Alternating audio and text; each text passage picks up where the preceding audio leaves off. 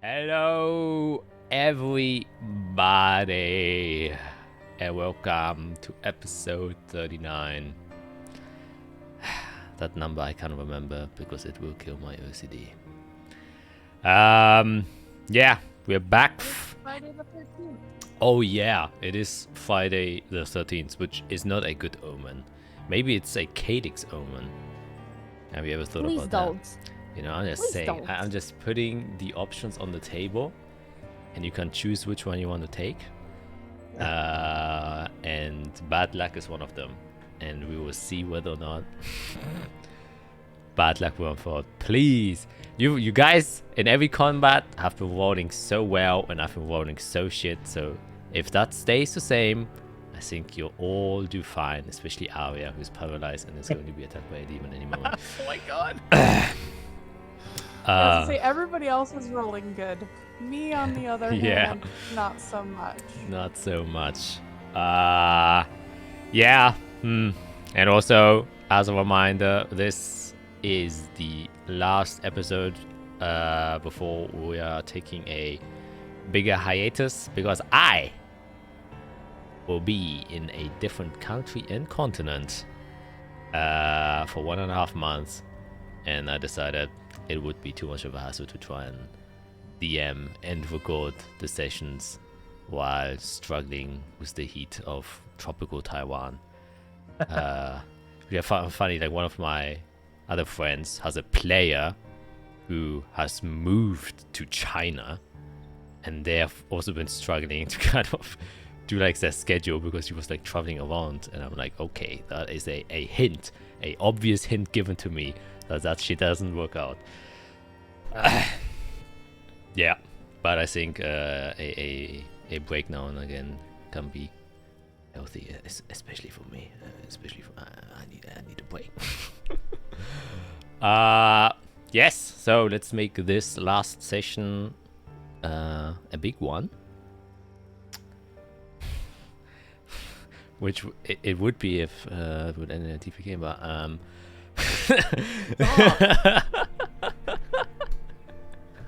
I don't know why I always want to mention it.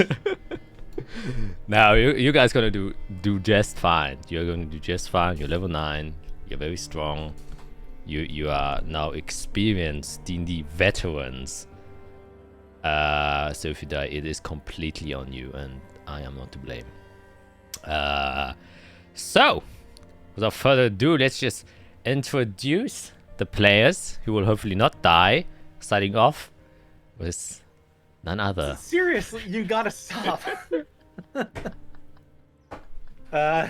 am Greg, and I am playing Irix Banner, the human artificer, who, in the downtime just recently, had a little bit of a, reckoning with religion, and that is that could be something that might be interesting to pursue in the next little while. But let's try to survive first. See how that goes. Hi, Matt. I play Fiera Khan from the most religious country probably in the world. Yeah, no, she actually found out too that the heaven that she was taught may not exist, so she might be on the same track of what is religion, what is God, and what is going on.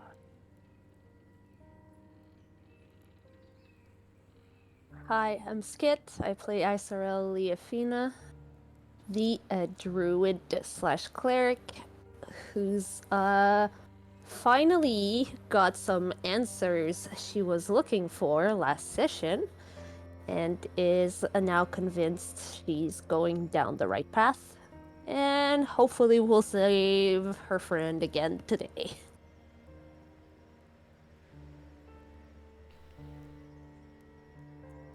And I'm Felicia.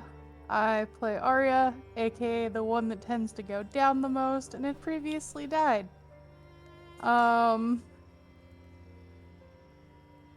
just want to survive. I don't want to die. That's not what I want to do. Yeah, I mean, pretty good goals all around, I would say. Okay, luckily he's not within the picture. The framing was cropped enough that he didn't appear. But yeah. I do apologize. He likes to watch me game, so he's gonna try to come on camera a lot. Yeah, kids do like attention. Yeah, I think without much further ado, we will. Oh man, that will be distracting us. Fucking hell. Focus, concentrate. Yeah. Sorry. No, you're good. You're good. Yeah, we're gonna see how y'all do. So let's just get it over with. You know, don't have to wait much longer. That was intro. And you guys are dying. Yeah.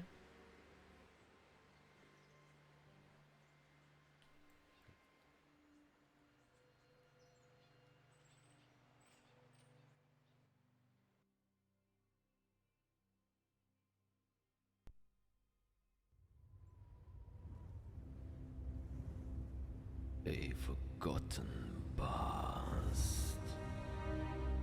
This mystery has become a plague.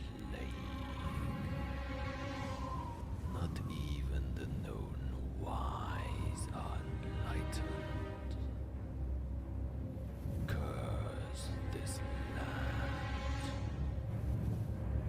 Curse these eyes. And curse this blood. But the curiosity strengthens. It seeks the answers it can't get. It seeks the answers in the holy blood. Oh, holy blood. May you show the truth that hides. Oh, holy blood. May you reveal the curse that plagues. For are the children not those who have been chosen to receive the reward that shall bless humanity? Oh, holy blood. If they hesitate, is that not blasphemy? What beast is this? It comes from a different place. Oh, fear it, children. Spread the word. Fear the blood. Fear that which it shall show. Blessed be the sweet nectar, for we shall succumb to it. We shall be consumed by the holy blood.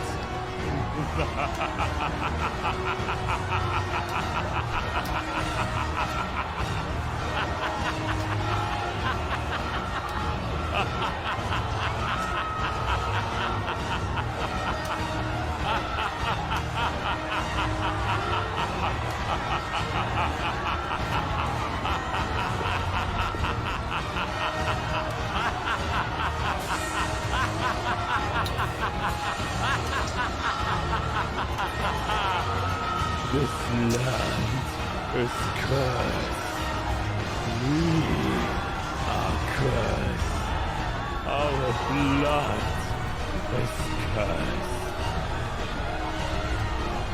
Save us, oh holy blood. Save us, oh holy blood. Save us, oh holy blood. Save us,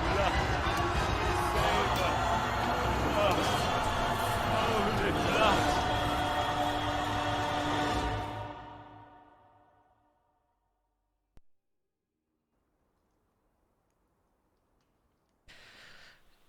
Yes. Then we're gonna start this off with a quick recap to get us on the same page. After having completed your preparations in the Ziphycus archives, which included buying better equipment and getting materials for crafting and other items to support your continuous journey, which you will take up north. You have managed to get a passage via teleportation circle to get to Overmir, which is the closest city that has a teleportation circle, which would reduce your traveling time by a bit. I think it's 3 days instead of having to travel all the way by foot. Arriving there, the druid had to do her typical druid stuff, which is talking to a big tree.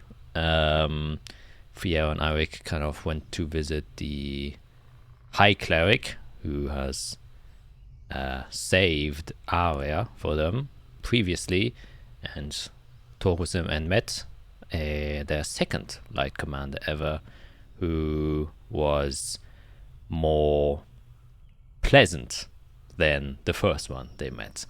Polar opposites, one would say. And just stacked up on some holy water. In the meantime, you kind of also did a last minute preparations inside of Overmir, buying a few gems, at least from Fiera's side, and then decided to travel alone, as you did talk to some protection bands, but the price they were requesting was absurdly high, since you have heard that a conflict is potentially brewing up north between the border of Azathia and Collis, as a Crusader Legion has made its way to the northernmost village, Keldorn, and one of the Azathian battalions is stationed in Port Severum and is awaiting potential orders to intercept or engage even with the Crusader Legion at the Collis border. And so people obviously do not want to go somewhere where there might be a large-scale battle. And as such, since you did not wish to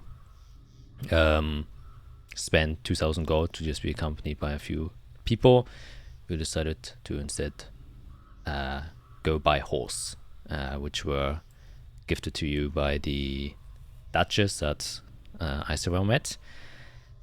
And you made your way, left the city, rode, everything seemed to be fine until you met a broken down cart, which is never a good sign, as these people have learned previously. I mean a previous campaign. The suspicions of this, that it might have been a demonic attack, was confirmed after Arya kind of sneaked away closer to her to investigate this site.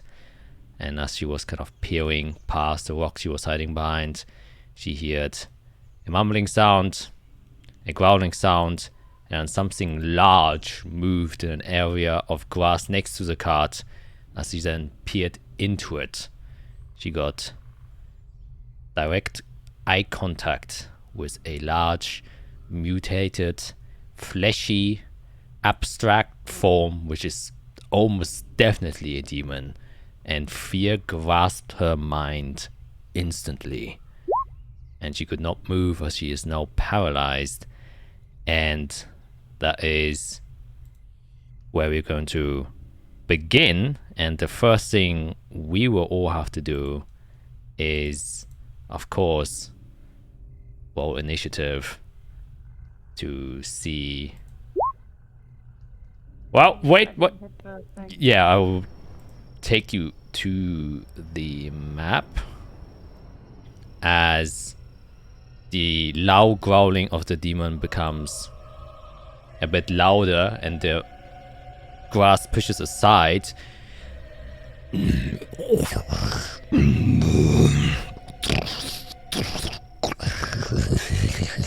And you see this deformed mass of flesh, a head attached to it. It's humanoid proportioned, a lot larger than a normal human. You can see this odd, foldy, fleshy head with a gigantic maw attached to it. Ragged rows of teeth lined inside of his body. You can see on its stomach, almost like his stomach was torn in half, another larger mouth has appeared. Spitting out of it are blood and guts. And you can see also from one of his armpits, a third other hand is kind of crawling out. And at the palm of that hand, there is a mouth with a tongue. You can also see from its back protruding are just bloody and crooked bones which have been broken as he kind of steps out of the grass itself. And he looks a little bit like this. Ah. It's kind of cute, but kind of terrifying at the same time. Yeah, has a bit of fur, has a bit of charm. Let's take us to the map layer so they can also see this. This fleshy guy.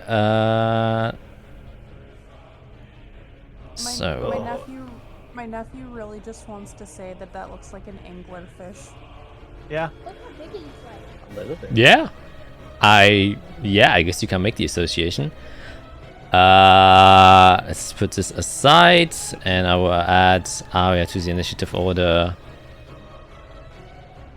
That D8 that I rolled, I guess I forgot that I had the alacrity, so it adds to that 20 that I had, so it's 26. A 26, goddamn. Why?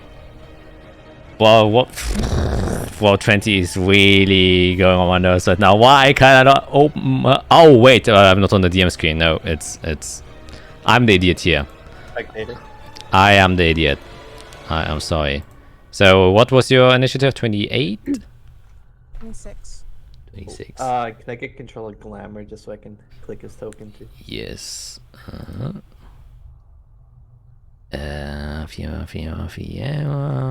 F is above. But it's okay. Azrael I still love- laughs. Love how tiny Glamour is. Of course. He's a cat. Oh my god. Okay, you should now be able to control him. Yes, and you can also see crawling out of the carts are other humanoid individuals who look very similar to when you were at the High Plains and they got attacked by one of the demons. These seem to be humans who have recently just been inflicted with a demonic blight and are now just starting to mutate. The larger one seems to have either been inflicted with a greater demon blight, suggesting there might be a greater demon in the vicinity, or he had longer time to be consumed by the blight and has thusly grown quite a bit. And now I shall roll initiative for these guys, and that is probably the most important part. A 10, that is quite low, which is Great. good. And This they is good news for me. 18. This is good news for me because I have a chance to not be paralyzed. Exactly. last. Yeah, that is quite good. Doesn't your familiar just go on your turn, Fiera? Familiars get their own turn. it Okay. says in the spell. Then I'm mixing them up with something else. Okay, then Arya, since you are paralyzed, the only thing you can do is make a wisdom saving throw to see whether or not you can break out of it. Nope.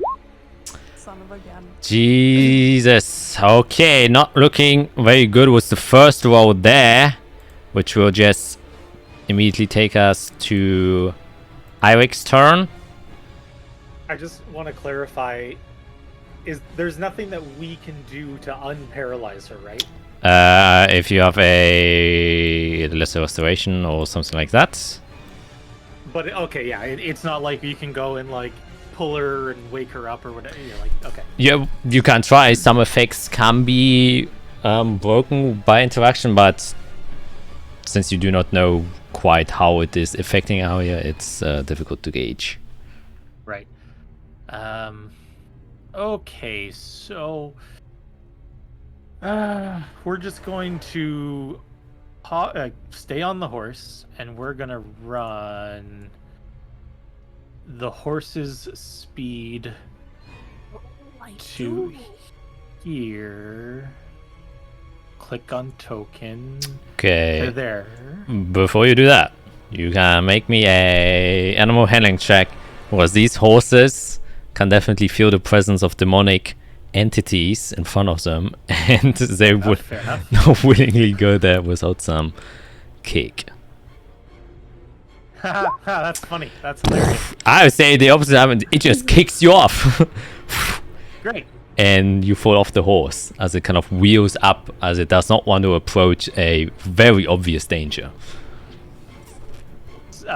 So how far would I have gotten before it kicked me off? I'd say with that bad animal handling check, you can first of all make a dexterity saving throw to see whether or not you just drop prone after it kind of flips you off damn its it. back. 12. Oh, that's good enough. So you kind of kick back, but you still land on your feet, and it just stays in place. So you're just there where you are. Okay, so we're just gonna. What's my speed? 30. So we're gonna go half that distance. And on my way, I'm gonna pull out my my Eldritch Cannon, and I'm going to attach the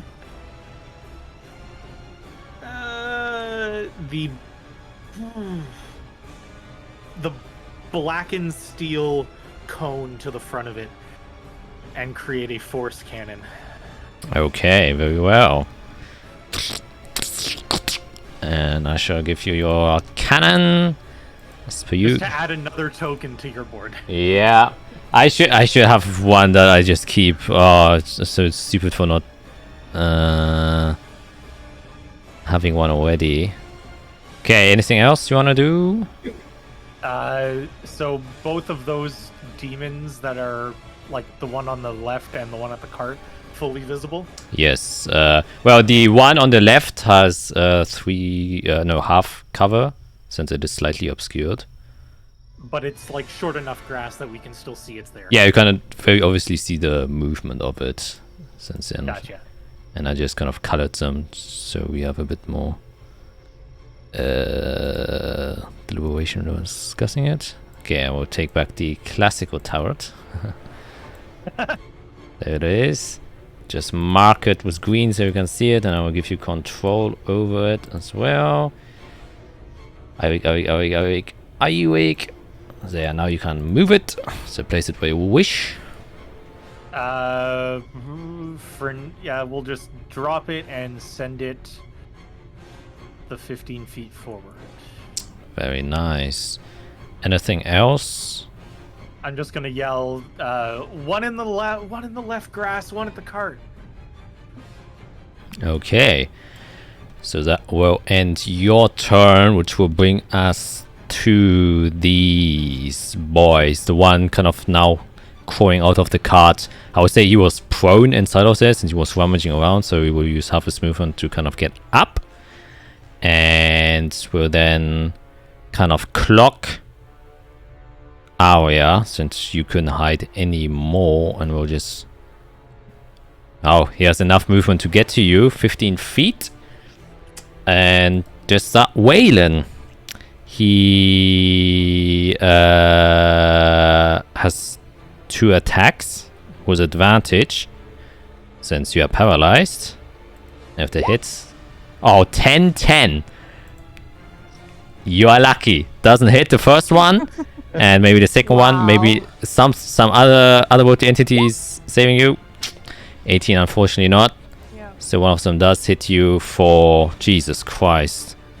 The first one almost max damage, and that is then doubled with another 1d12 and an extra 2d6. So you take a total of 20 31. 31 as Yeah, 31.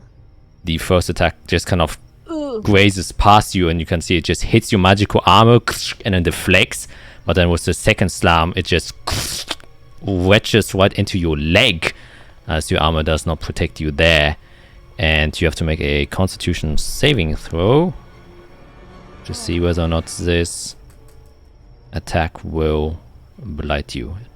Luckily not. The paralyzed does not affect your ability to retain your own composure. So we will now come to the second one. Who shall run all the way. No, he will run directly to you, Arek. He's interested in flesh, and your tower does not seem very appealing. So he will use his action, so he cannot attack you at this moment. You can just see him wobbling and humpling forward as his mutated body is way heavy on one side. As he then steps in front of you. And that's the end of their turns, bring us to Fiera. Okay, let's hope I can control a horse. I would love to move closer to Arya. Okay, then make an animal handling check. I will say the DC, by the way, is 15. I can't waste my reactions. Let's just hope I don't get a 1.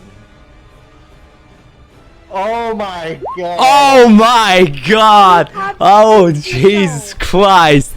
Oh my! Oh, this is insane! I'll use. Oh my! I can't waste a reaction on a horse. 15 is so hard to get.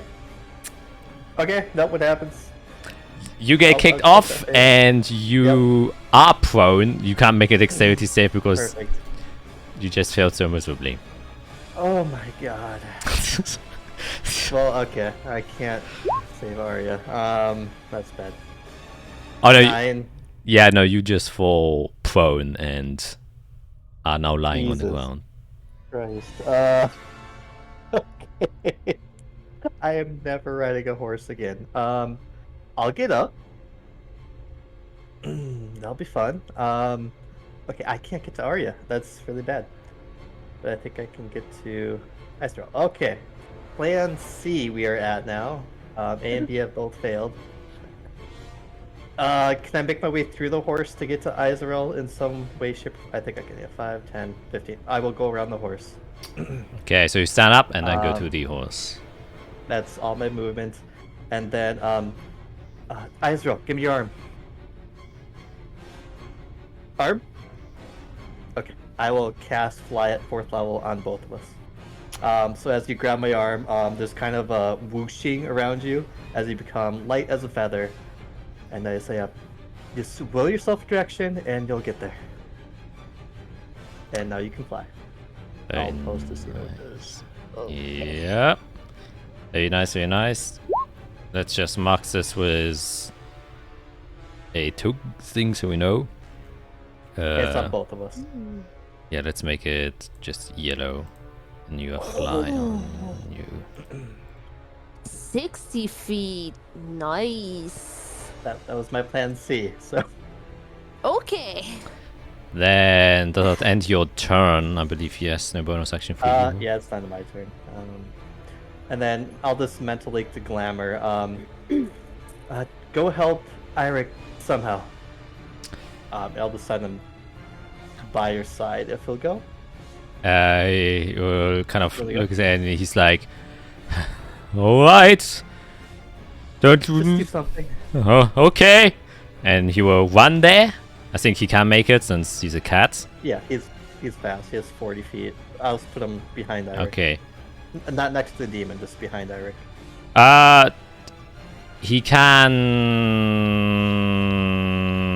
give him the help action, but for that he would have to be next to the demon to... Can the help action help with an attack roll? Yes, it can. Or It can. oh, But for that, okay, yeah, it then has to be next to the perfect. creature. He can be there then. That's fine. I didn't know it helped with attacks, but if it can, perfect. Yeah, it definitely can. Don't let Glamour die. Oh, he can die. I can bring him back. Yeah. I can't bring you back. You're gonna give him PTSD. And that'll be his turn. Okay, very nice. Bringing us to Isorel. You go. Yes. You are fly Alright. on you.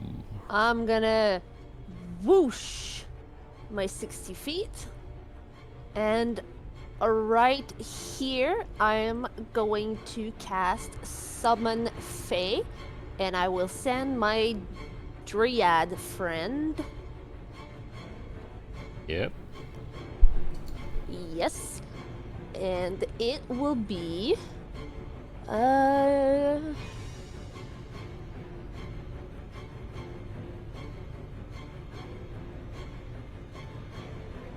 It will be fuming. So it has advantage on the next attack roll it makes before the end of this turn. And it's gonna multi-attack the crap out of that thing. But I think it can't, right? It's... I think it can. I think there is where my mix-up was. I think it takes its turn immediately after yours, if I remember that correctly. Okay. Yeah. So that will be it for me personally. And Dryad is going to multi-attack. Okay. With your fly, are you flying up or are you just kind of floating there? Currently, I'm gonna be kind of floating. Okay. Yeah. Dope. Then that's the end of your turn, and then you can do your Dryad. Yes.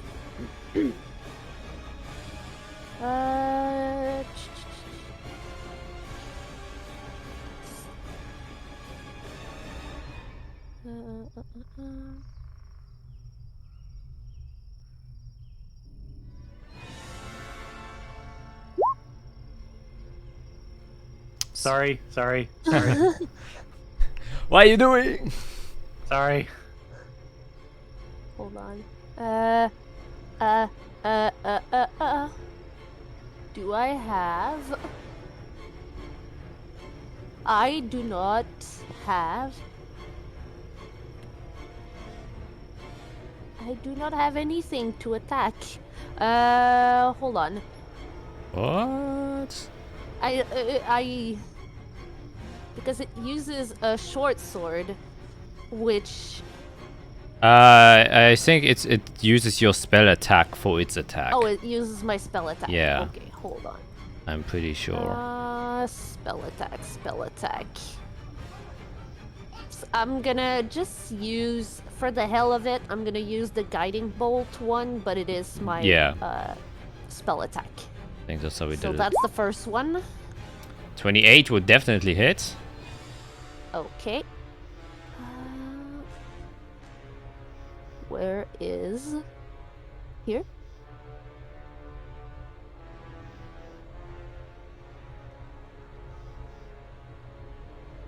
It's gonna do this plus this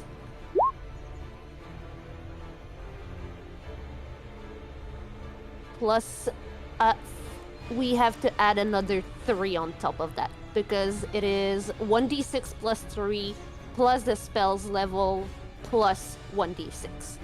So that is a total of 13.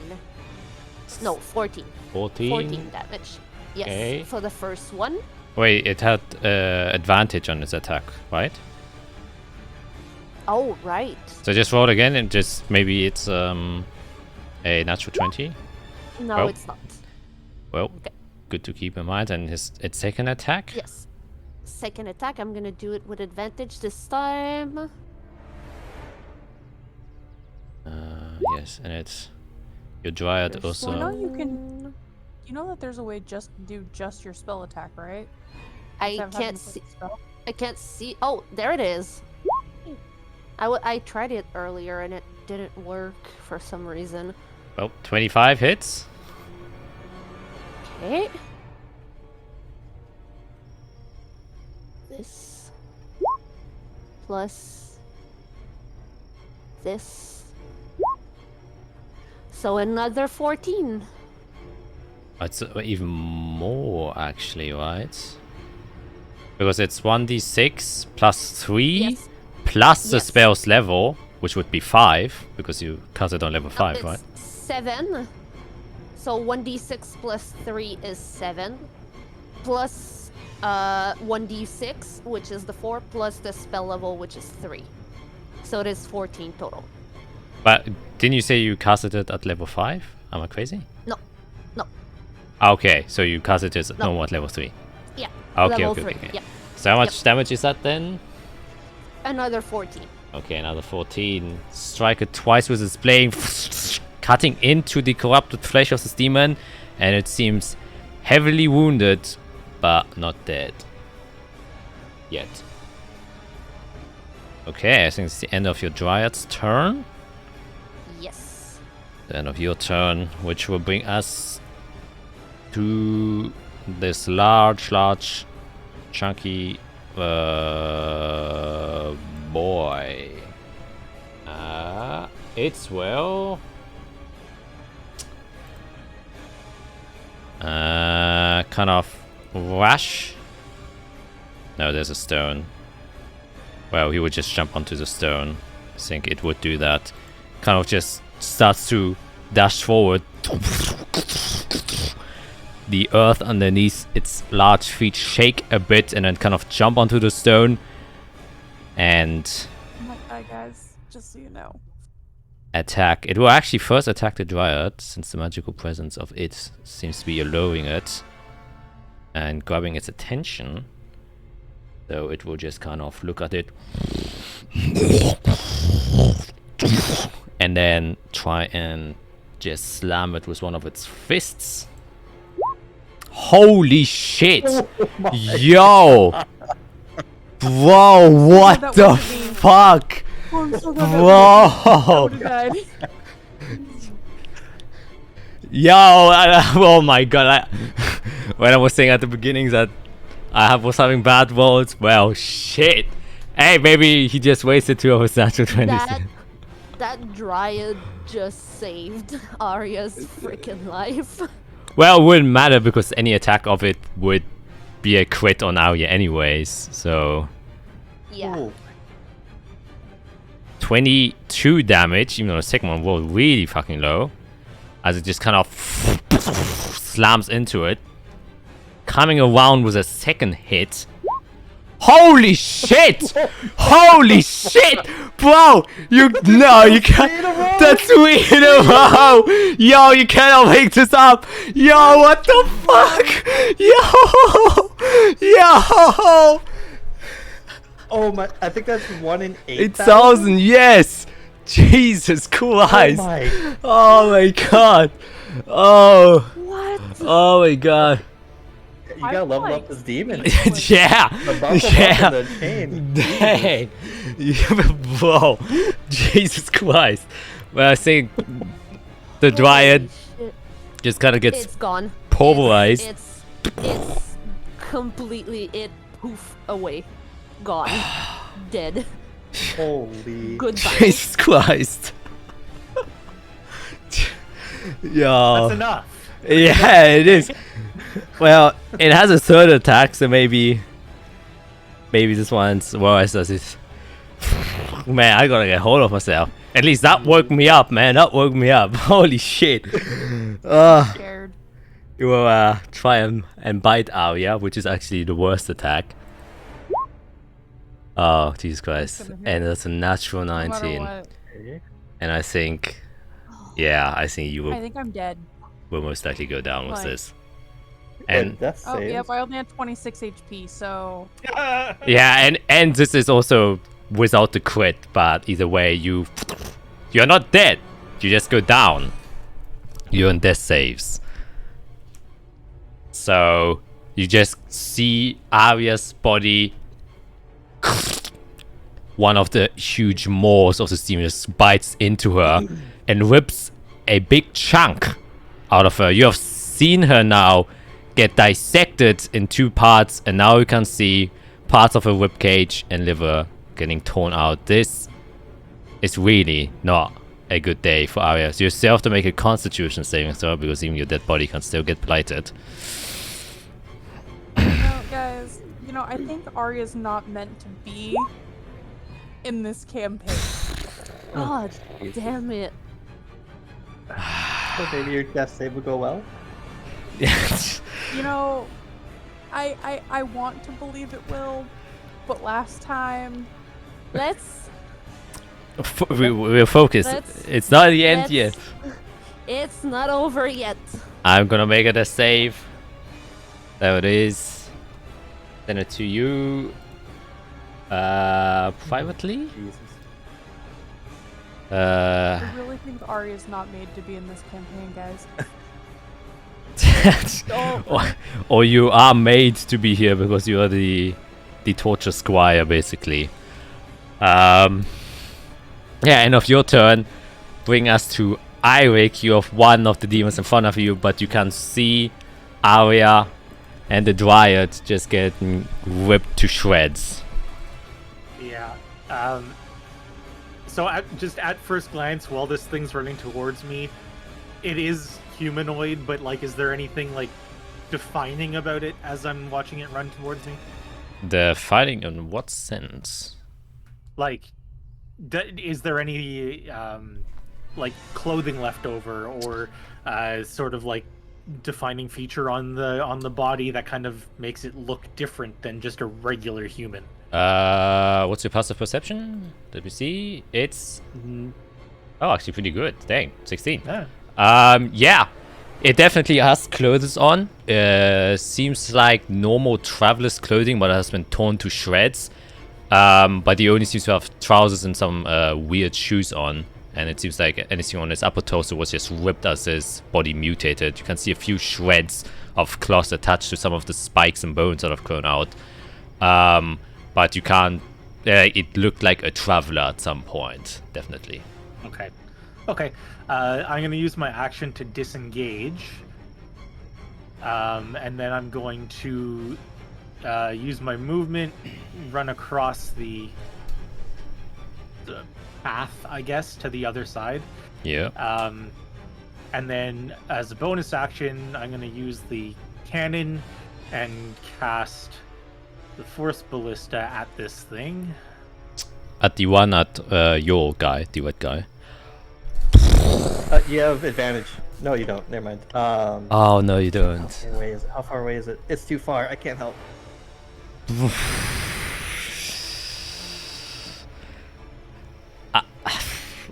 I don't want to put any bad omens, but this is how it went with my other group. Your cannon misfires badly. Roll a d20 to see how it misfires. Please shoot a Wait, horse. question before he rolls.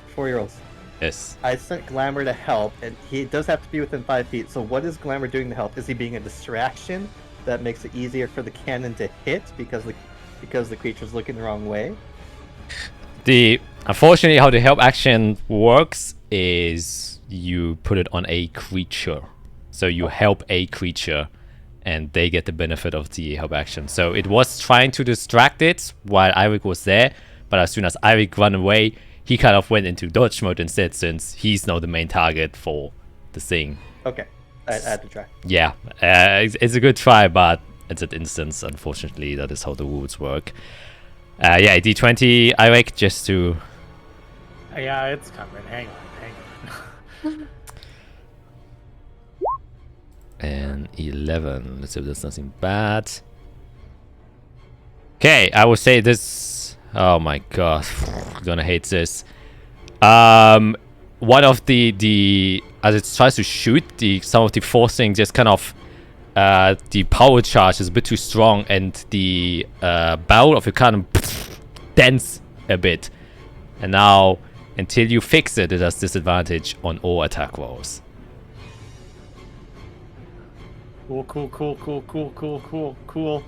Cool. I'm just gonna yell out, "Fuck!" as loud as I can in the middle of this nonsense. Okay.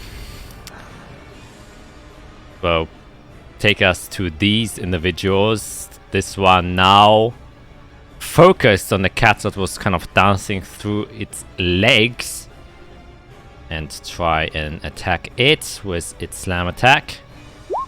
An 11, I believe, does not even hit a cat. It doesn't hit Glamour. Okay, the nimble agility of Glamour still retains in his cat form. You just see him do like a cork twist in the air as cats do, and still lands on his feet. And a second attack So 14, I do believe that hits. That would hit him. Yeah. And- And he has 2 health. Yeah. As he just gets slammed, he says, "Oh, look at my move!" and disappears as he evaporates Yep, into he does jump. He does jump. dust. And then the demon will use its movement to re-engage with you, Eirik, and just kind of I want to travel. So some humanity retains in this mutated form, but you know that this consciousness is barely alive. The other one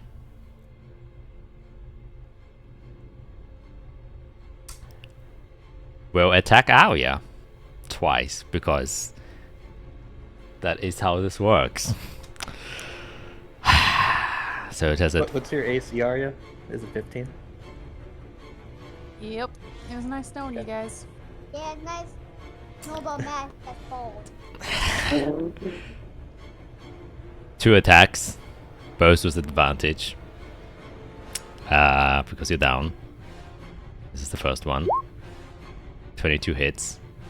As the fist gets close to Arya, I'll use my reaction and try to send it hurling through time with temporal shunt. Okay, That is a wisdom save. a wisdom save. 17. It has a +0 to its save. I've seen you roll 3 20s in a roll. Yes. Using the power. So, let's hope. No. No.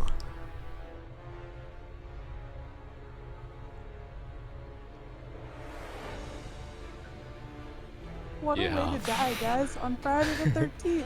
Man, you can't make this shit up. This is insane. This is literally insane. Oh my god.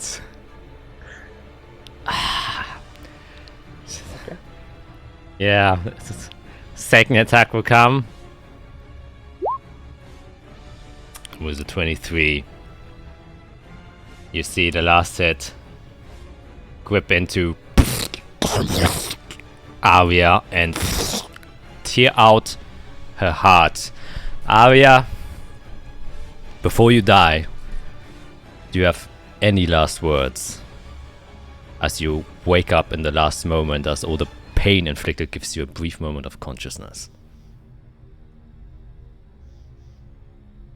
Oh man. I'm sorry I failed you, Izrael. Keep fighting. I love you. And then her hearts get whipped out. And as her heart gets whipped out, you see forming out of the blood of her now torn up corpse is Calyx, who then takes the heart. That was the price you paid. And then disappears. Ending its turn. Taking us to Fiera.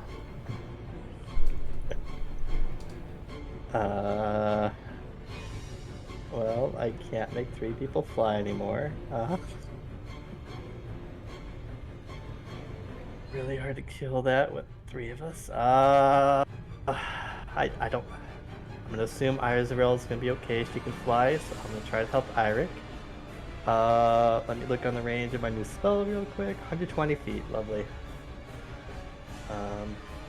I will fly straight up 60 feet. Okay. Just straight up. Very well. That can easily be done. And then I will use magic missile at 4th level to shoot 6 missiles at the demon near Eirik. Okay. Do you want me to roll for 6 or? Yes. Just for more rolls. Let's make sure it's counted. Ooh, I start with the 2. Yikes. Another 2. Oh my god. One's better at 4. One is also better at 5. That's another 2. And last one. 5. I don't know. 20. 20? 20. Okay, thank you. The magic impacts just kind of blast away on the kind of demon, and you can just see it kind of stumble a bit as parts of his flesh now just kind of peels off. But although it seems heavily injured, it is still standing. Do we still have a mental link if I try to tap into it? Can I sense it's still there? You try, but the tether that has been keeping you connected has been severed. And then last question, potions for us, is that a bonus action or an action? For yourself, a bonus action. And then for others, it's an action. Yeah. Okay, that's my Somebody turn. better get my great potion healing. If it's still. Yep, that's everything for me. Okay. Israel, you see your friend in a span of a Voss die again after having been resurrected shortly after. You hear Iserel let out the most blood-curdling scream you've ever heard in your life. Like, you wouldn't even believe a living creature wouldn't make that type of noise. And I'm gonna fly straight to that thing right here.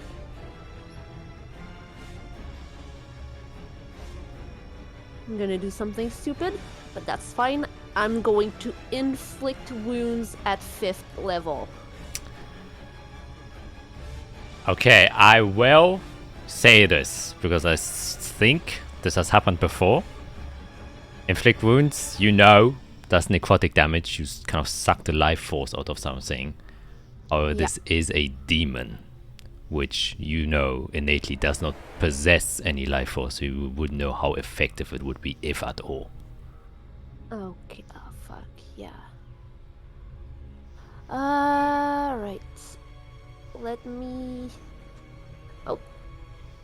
Okay,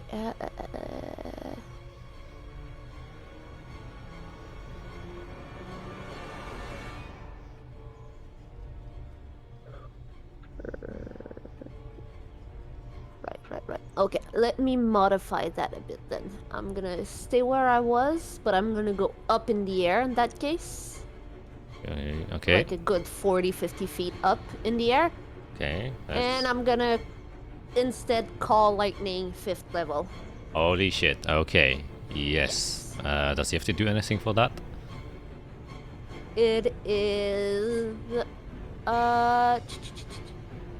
It's a 10 feet tall, 60-foot radius cylinder, but there's a dex save 16. Okay, is this like a permanent thing? It's a concentration thing up Then to yes. 10 minutes. In a ship or cylinder, on a point, you can so 60 feet. Direct the words fair fails if you can't see one now. Also not here. Okay, very nice. Then let's do that. 60 feet, which is pretty damn big. Oops. Yes.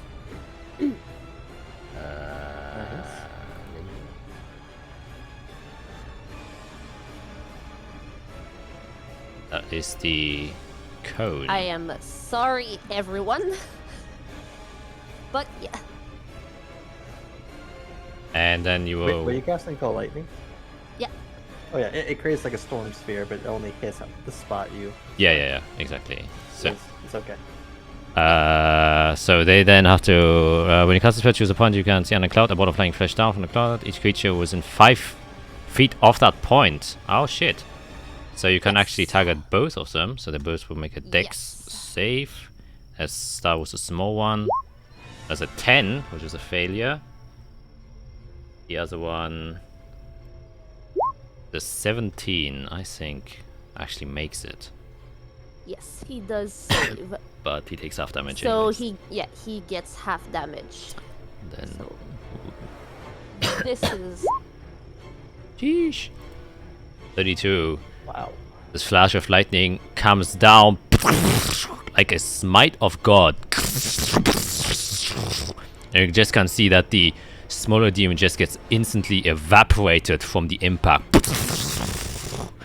However, the larger one manages to kind of step aside.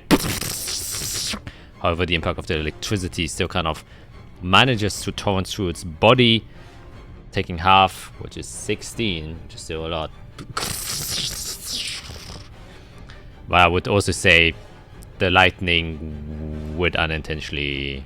Well, no, actually not. If you aim it behind them, then it wouldn't hit Arya. I think you would probably do that. Wouldn't want to fire your own friend. no. Okay, is that the end of your turn?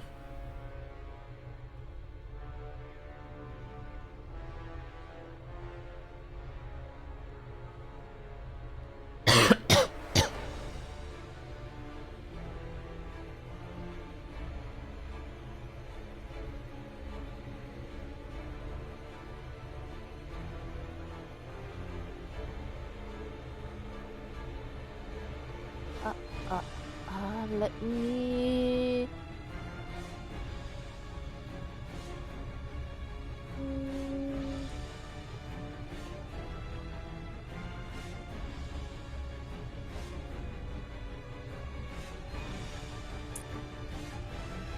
Yes, that is all I can do. Okay, so we will come to the big boy. After getting Arya, he will actually take its time to consume her, as is the way of a demon, and just start picking her up. And you can see his large torso just kind of club up, and you can see the large maw that's inside of there with all of the entails and guts just kind of spilling out, and then just shoves Arya's kind of shredded body inside of him.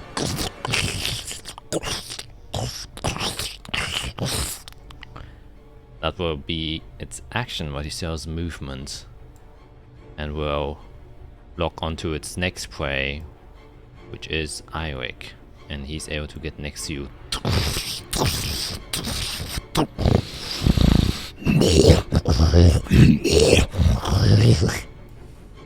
Ending its turn there. Arya does not have a turn order. However, Eirik, it is now your turn. Jesus Christ. Okay. Holy shit. Oh my good lord.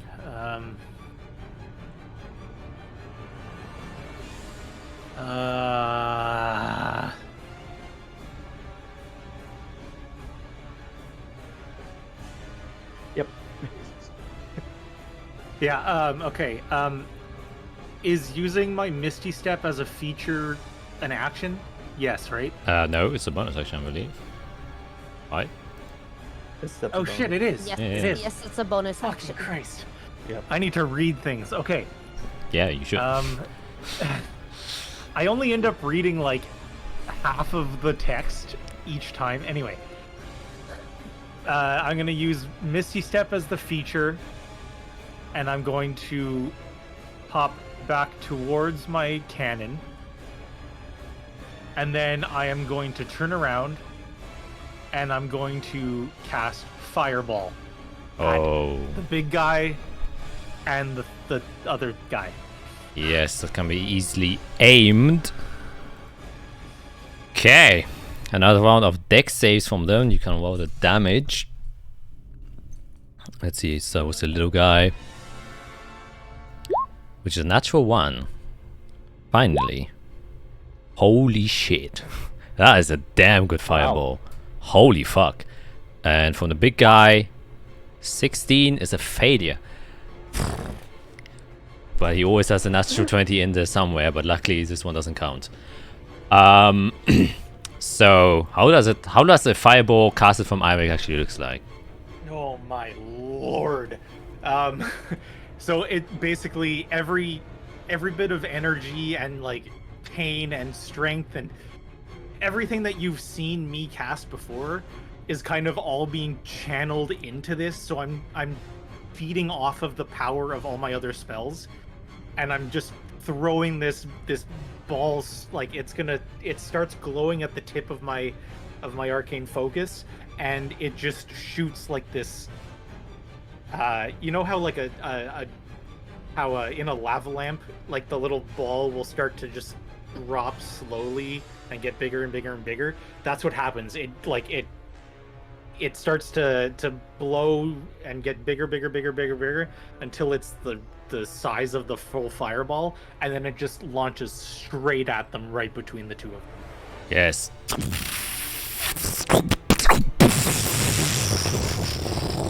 As it erupts with a large explosion.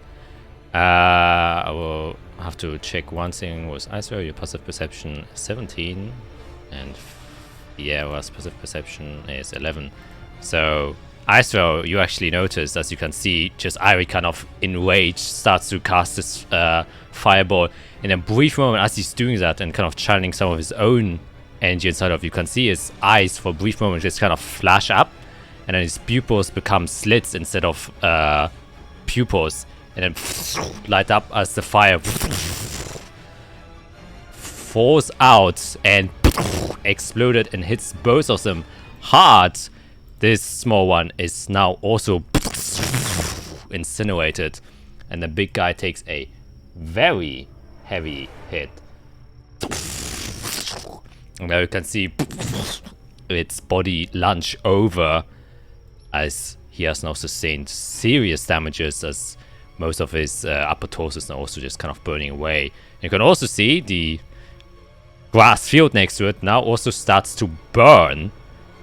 And I will mark this, which would be around this area, which means if you step inside of here, or if you start your turn inside of that area, you will take fire damage because it's on fire, obviously.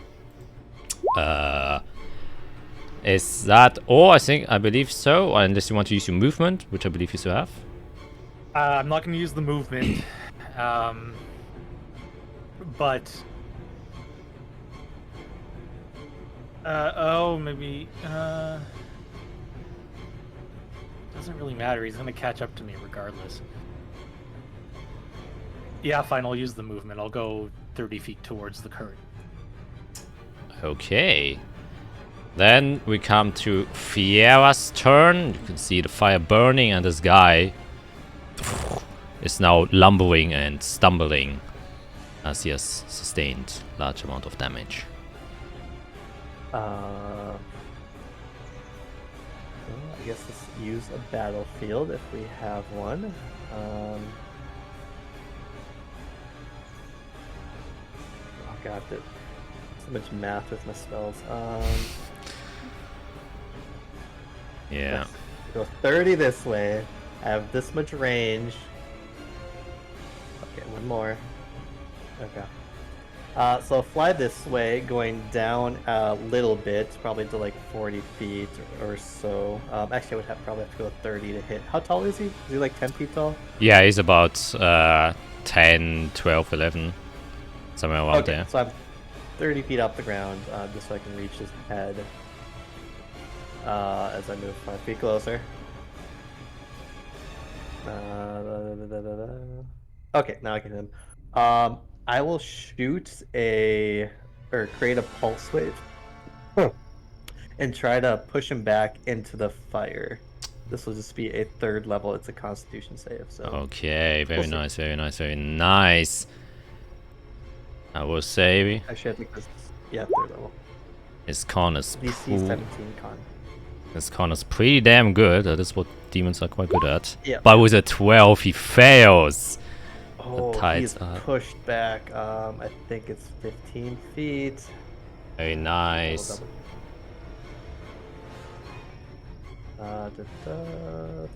Yep, 15 feet away from me. Okay. And then he also takes 27 force damage as I Yep. Jedi push him back. So you do that. This wave of force just kind of erupts out of Fiera's hands, and then you can see the entire body of the demon just gets pushed and raptured back. Some of the flesh kind of just stays where it was as it just gets forcefully torn out of its body, and much of the kind of guts and rotted flesh inside of him also just kind of drops behind him and just splatters out as he is then pushed into the inferno created by Eirik and seems to be start to burn up. Great. And then I'll just go the rest of my movement up, which is about 20 feet, so resting about 50 feet. Okay. Just watching it burn. Watching it burn. That's a quote from the Joker. I'm on the ground with this demon of fire and looking up at my friends, just like... Yeah, with a storm cloud over it, with lightning jumping down. Another dead friend. And darts. Just...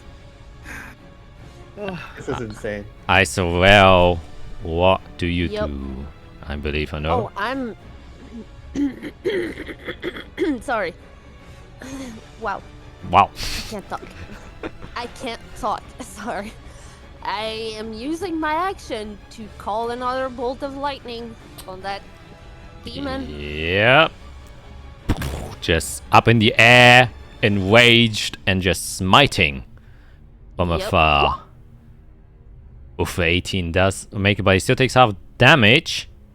Yes. 5th level, which is always, I think, 5d10. Or 4, 6, 10, whatever. It is 5. Yeah, 5d10. Yeah, it's insane. 35. How about that? Still high amount, which is 17. Yeah, that's still 17.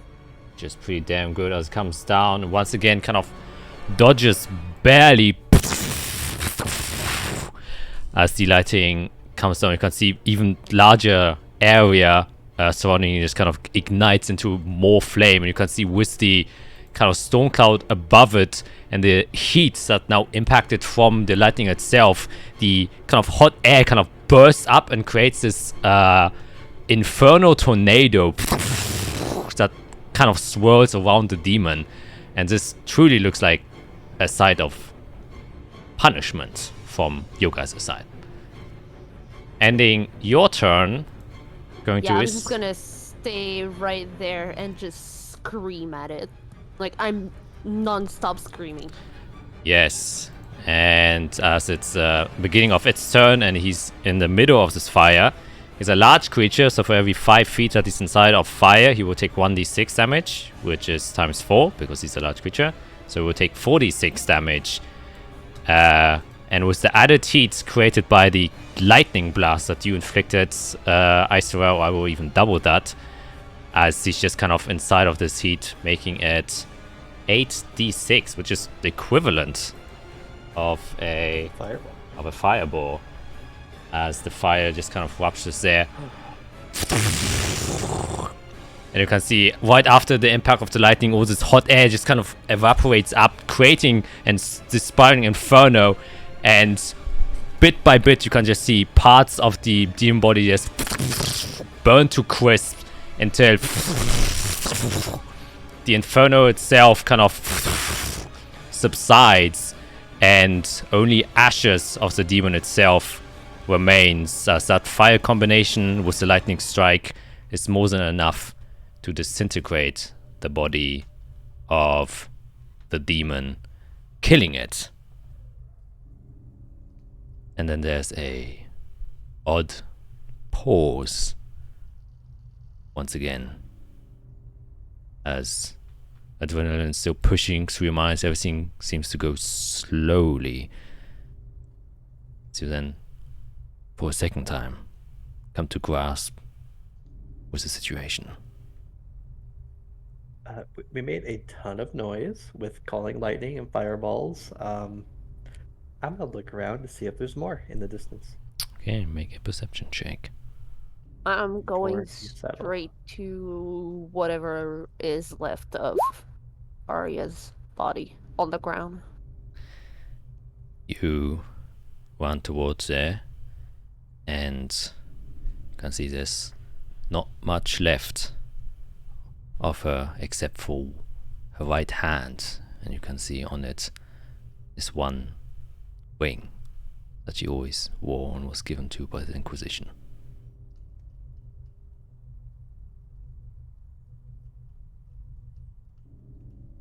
That special ring. Mine's too. Oh my god.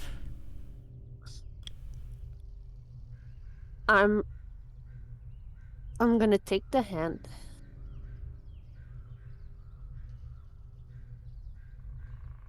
And slowly remove the ring.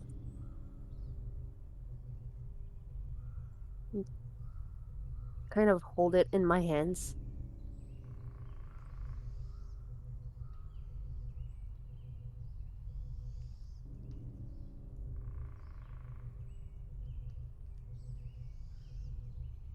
And just tears running down, start crying on my knees. Yes. To do that, Fiera is flying in the air, trying to look around.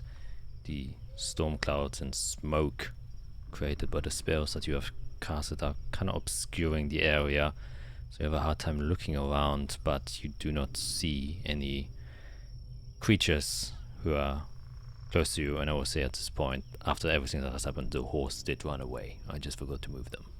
Yeah. I no longer care about horses, so that's fine. As I would have expected. Yeah, if I didn't fall off, but it's fine. I just want to make sure we're safe. Demons that you kill or humans that recently turned into demons, how do you keep them from coming back? Or do they come back? Do they reform? Since you literally obliterated all three of them through lightning strikes and a flaming tornado, there's not much left of the demonic blight, so you feel pretty confident that they won't leave a big enough trace for them to kind of reform. Okay. I'll just float nearby everybody else. Not really sure what to say.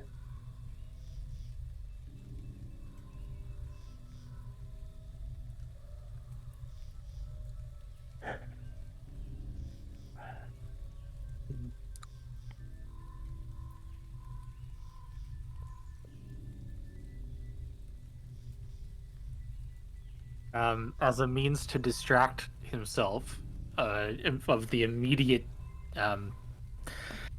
catastrophe at hand, I'm just gonna go over and collect my cannon and cast mending on it, and just pull out a little hammer, start tapping at the cone, trying to reform it. You know, unplug the wires. You know, that's what I like doing. So I'm gonna go over there, do what I know I can, and once it's mended, I'm just gonna kind of stand there and slowly walk towards Izarel, and I'm just gonna hug her like around the back and just grab onto her.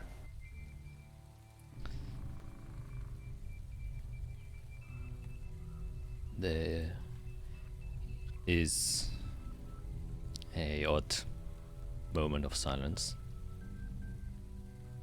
as the reality that you have come to grasp with digs deeper and deeper. The realization that you feared the first time you lost her has now become a ultimatum,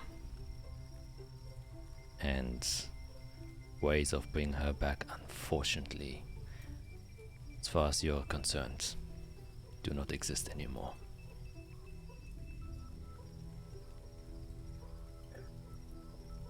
Since I'm gone, can I tell them what happened to Arya? How about at the end of the session?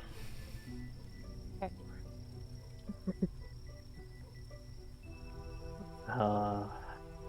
Yeah, as things are selling,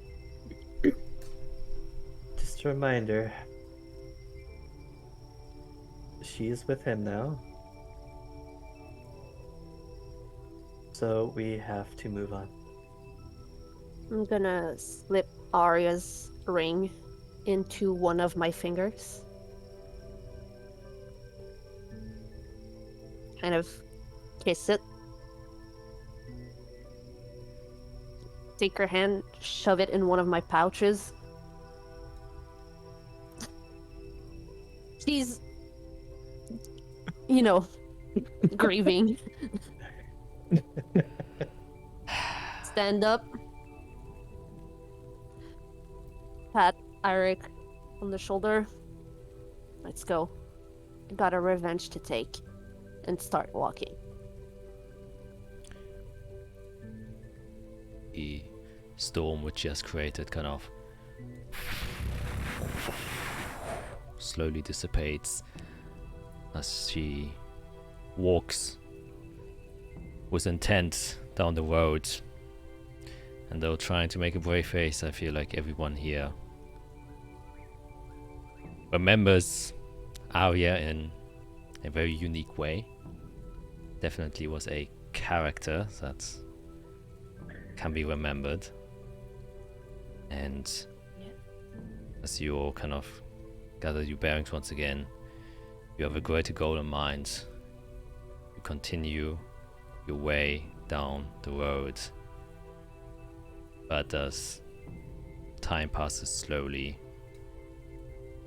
and as your adrenaline kind of subsides a bit, the true emotional weight of what is happening kind of creeps its way inside of each and one of you.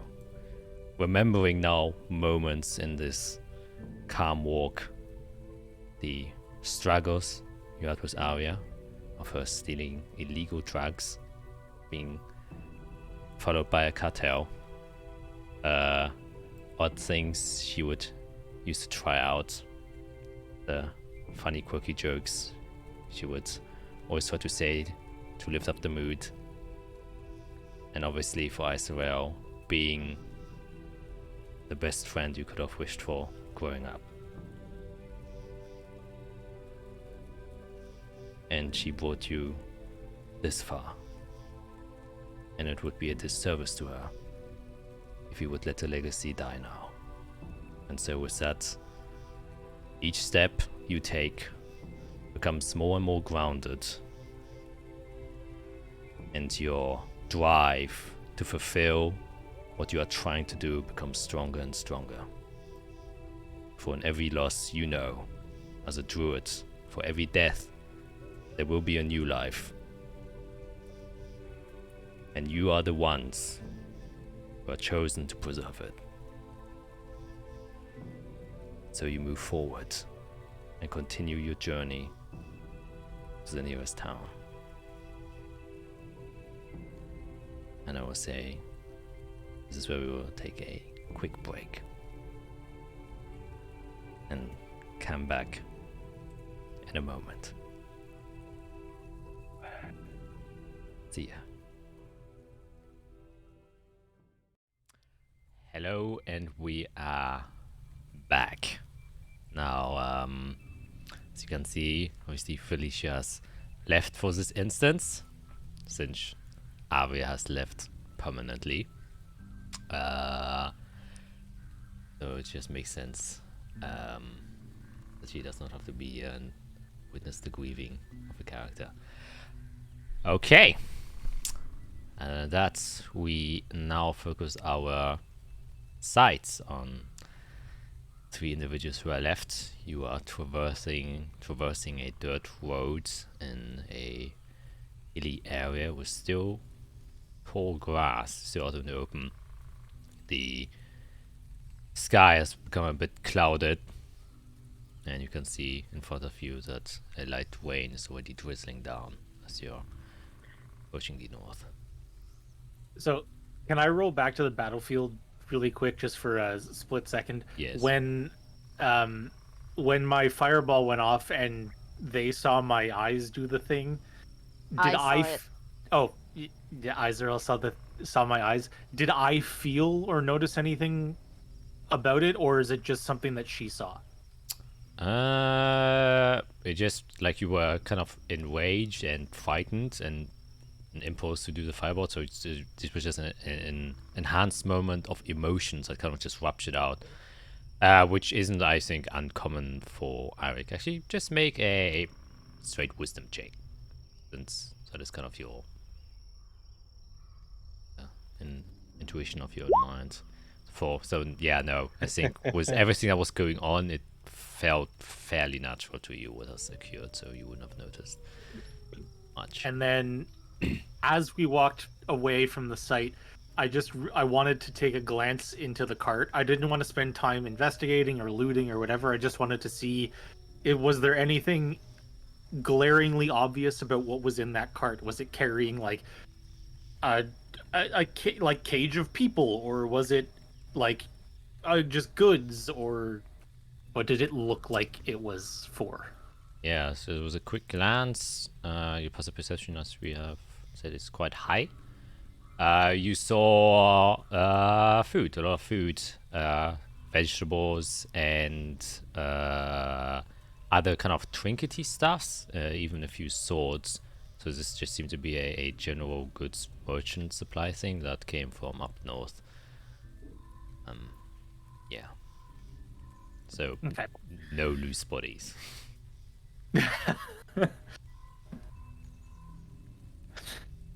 Okay, back to the path. On the path indeed.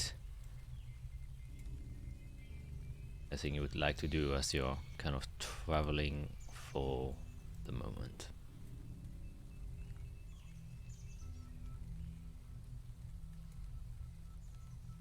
Just keep an eye out for demons.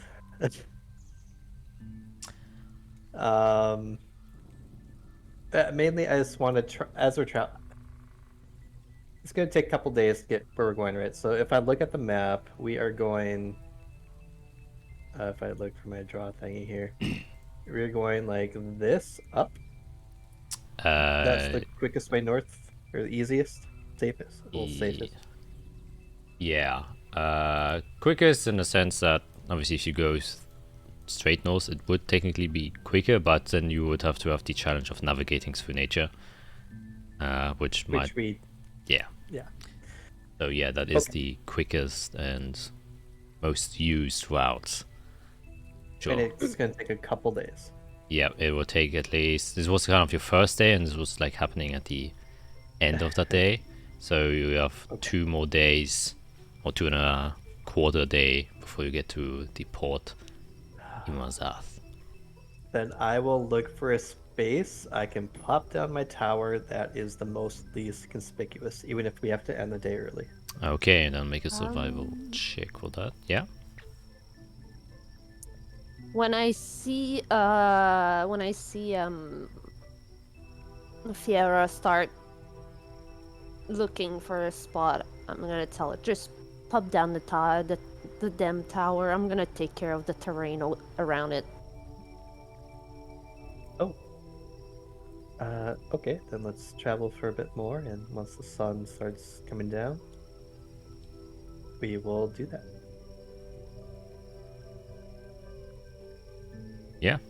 Then you kind of continue for a bit until you are kind of under now the drizzling rain that has kind of covered the sky, dampening your clothes a bit, but you have supplied yourselves with adventuring gear, so you probably have like coats and stuff like that to protect yourself from it. And then slowly the sky turns darker and darker, and the astral vestige, even though with clouds, still is ever present and visible.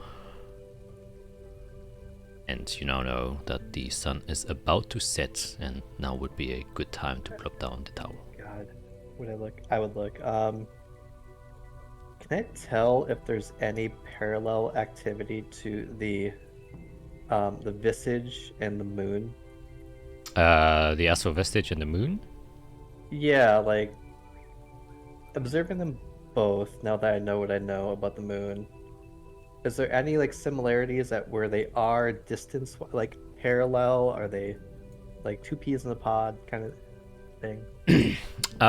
Make a, I guess, history check since you know have quite a bit of back knowledge of, astronomy and history. I might be distracted. Okay. Yeah, I think rolled so bad tonight. you try to think about Even it, my initiative was bad. Okay. but yeah, it's Okay. Never mind. I'm not doing anything tonight. I will make the tower at the smallest version I can, which is just a 2-story tower, and I'll just make it off the side of the road. Do you guys think 50 feet? 150. 150 feet away from the road. Yeah. I will plop down a 2-story tower made out of. I guess. Should I just make it out of dirt to make it the least conspicuous? yeah. I You, can. Cover it with grass. Hard dirt. Okay, I will make it out of hard dirt and Oh. grass. okay, then and literally a Minecraft, Like a grass outer layer, you know. a Minecraft house Yeah. gets created as the blocks get placed into their position in this dirt house. And I'll take a 10 minutes to cast hallucinatory terrain to make it look like there's absolutely nothing there. Nice. How long does that Yeah. last? Yeah, how long does that last? 24 hours. Hey, Where's the tower? Yes. Yes. God. This look is, at us.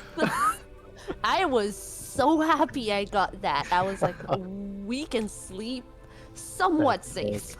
Somewhat. That's sick. yeah. Okay, I'll just make it the kitchen, and then I'm not gonna make the observatory. I'll just make it the kitchen lounge.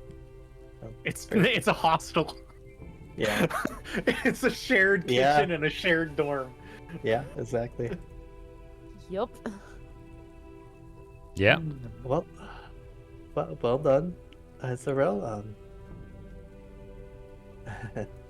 I guess we are all still growing. And yeah, I'll try to find it. I guess. Can I see it? Yeah. Yeah. Okay, allies can see it. Yes. That'd be hilarious if I could. But Mhm.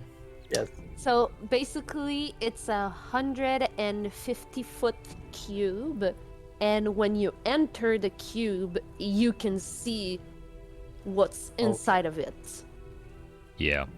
Just gonna make like a Which is why I said, like, let's back it up so people that are coming out of the road don't actually. So chances are less, basically. We're safe. yeah. Okay. Yeah. Yeah. Okay, everybody inside. I'll make us something to eat. Then we rest. Yeah.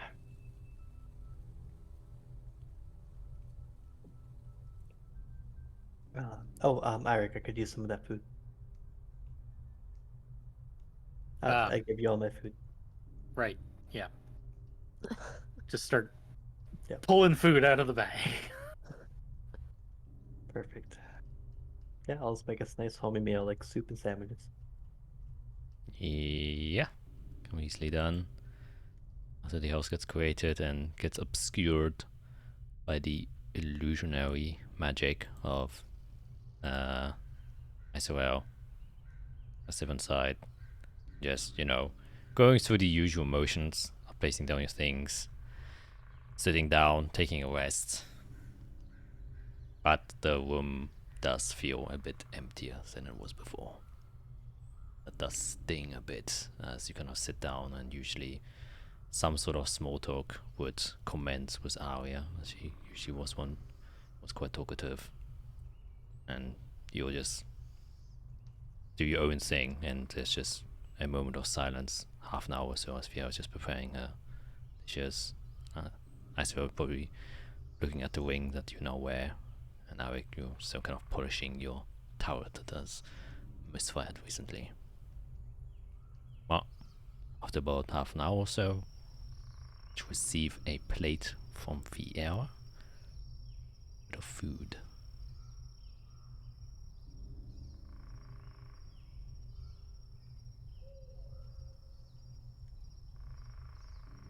Hmm. I don't have much to say. I'm just gonna be quick here.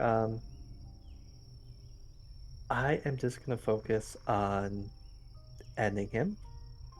You know, how's Endel, and now Arya. I wish there was time to mourn, but time is not on our side. Because every second, every hour, every day, they are with him, and all the other people, they will just suffer. So I will mourn another day.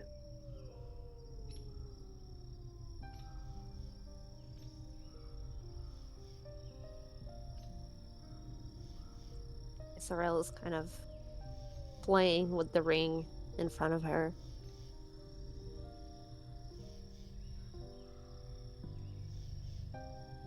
There is nothing, there is no one that is going to stop me from destroying him. He took away the most important person in my life. I'm not gonna let it stand. And if I have to die in the process, then so be it. But he's not gonna get away with it.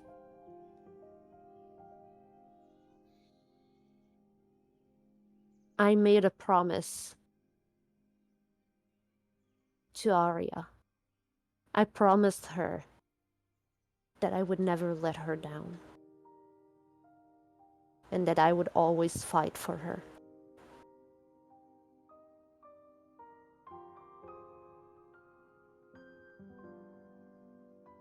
It's time for me to hold my promise. Right.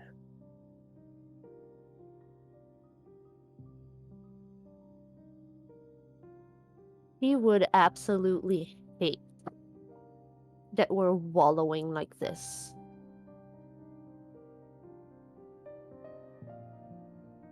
Knowing her, she would try to find something dumb to say to make us laugh.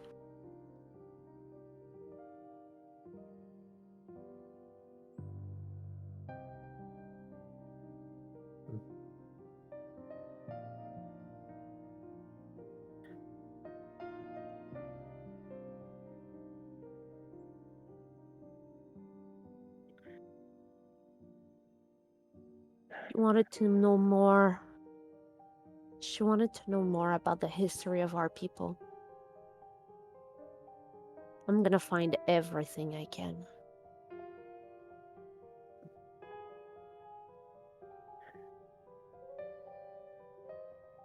I have no doubt. Because we will kill him. And then our future is wide open.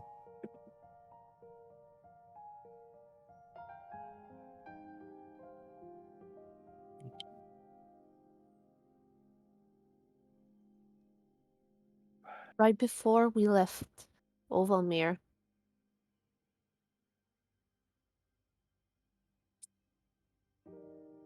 I had a conversation with the tree.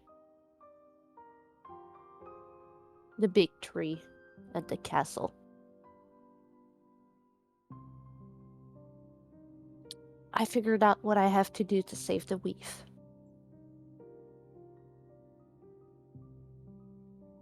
Good news.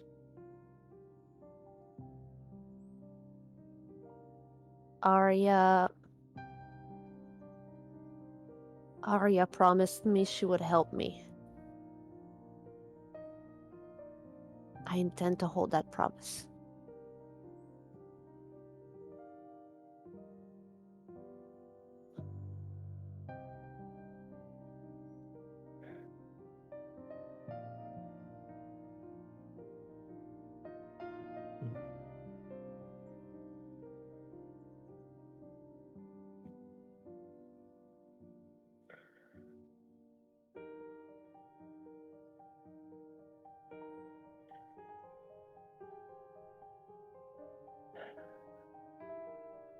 Eirik.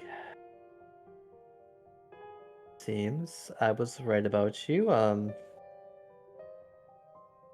You do have an act at, well, as an evocationist. You're not just a tinker, it seems.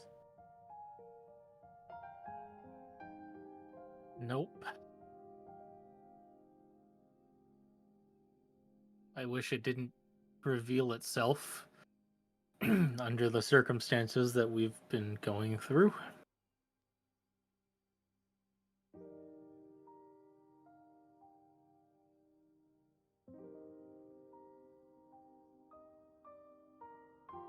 But I guess it's a good thing in the end.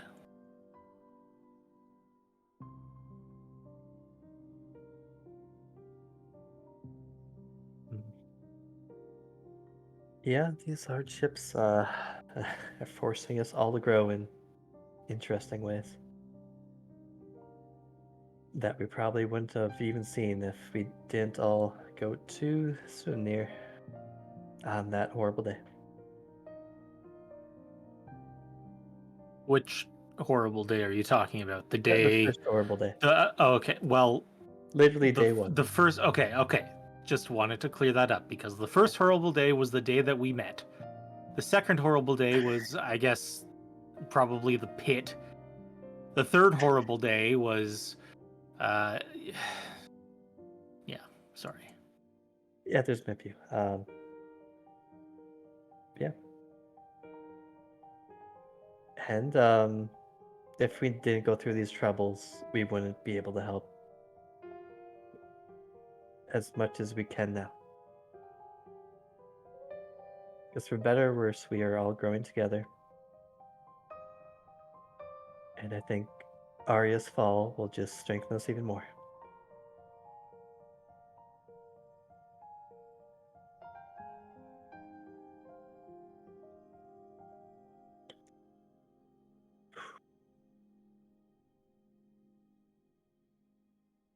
Eirik.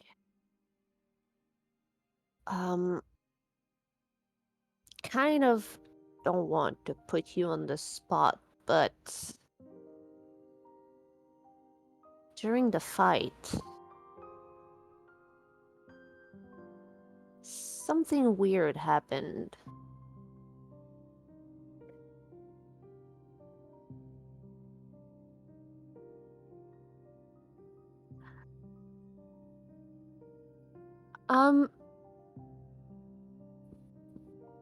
Dragon touched.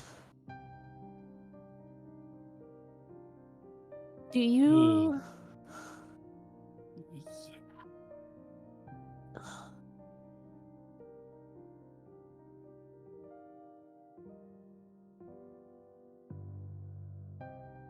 I'm still trying to figure out what that meant specifically.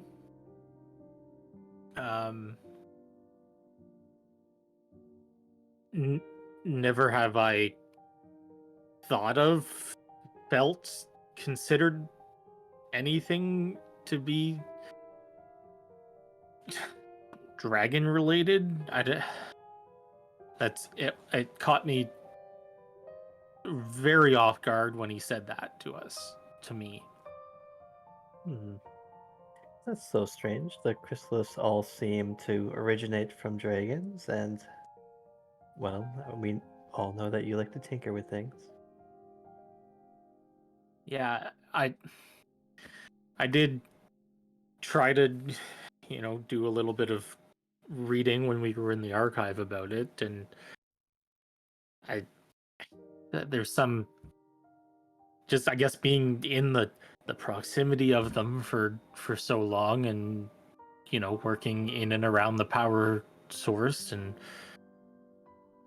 it apparently, I guess, just emits some of its power out into the air, and being so close to it, I guess I've absorbed that power.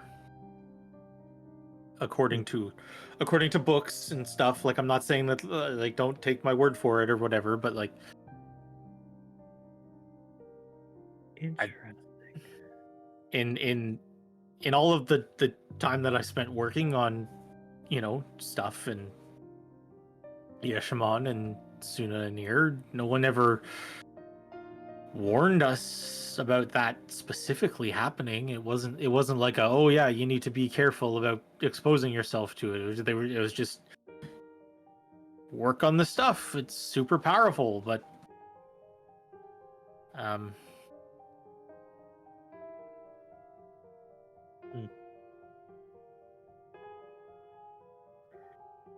Your eyes reminded me of the eyes of a dragon. For a flash. excuse me. They... like this.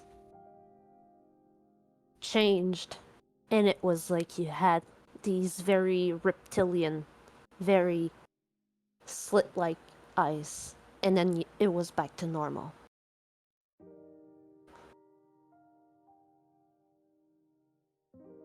Oh shit. Let's Okay. hope that doesn't become permanent anytime soon. I suppose that I guess that's probably related to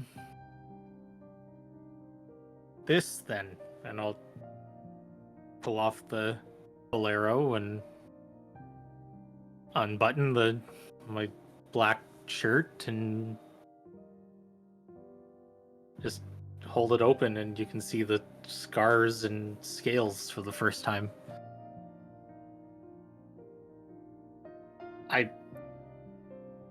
This is I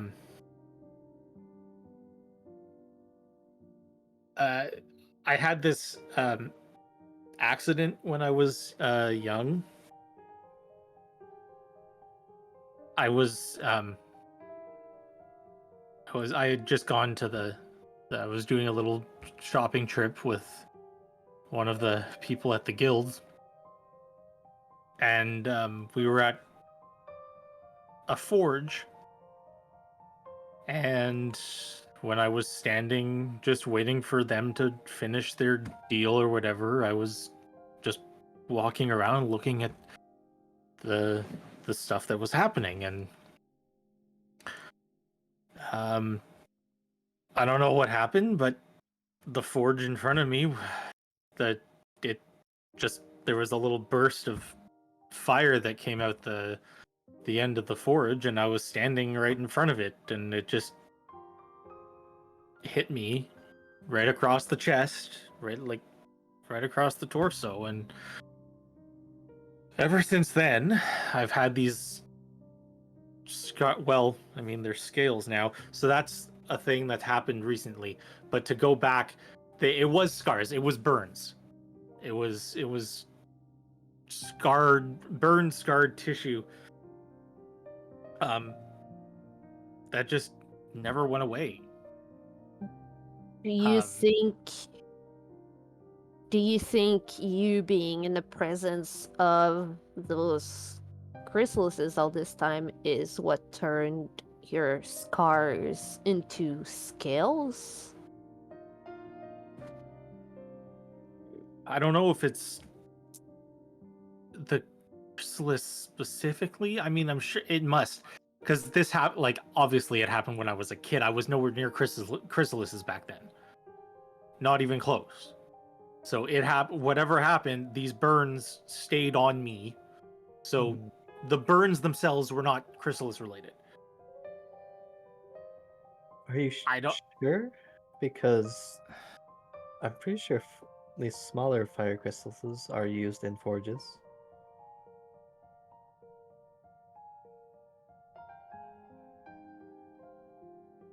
Well, I guess that would make sense. But I mean, I don't no one ever told me anything about what happened. They rushed me back to the guild. They took care of me. They healed me to the point where I was back to being Iric. I was fine. Just the burns stayed. No one told me what they were from, what happened. I just knew that a burst of fire hit me in the face or in the chest. And I've had it ever since. And then the scales happened when we were in the ruins and we did the healing ceremony. We were in the pool. That all happened, and the scales changed. Well, the burns changed into scales. We were in Draconic ruins.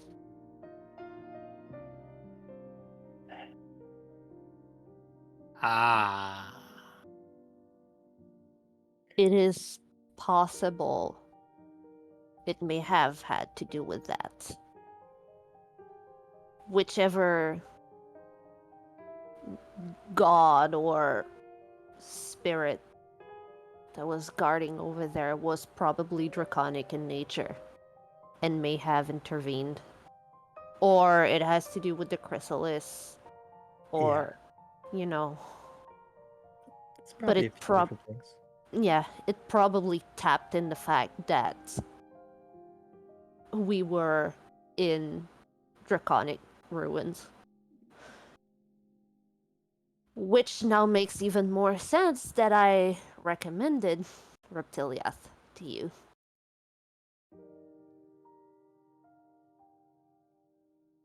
That's funny how that works out, isn't it?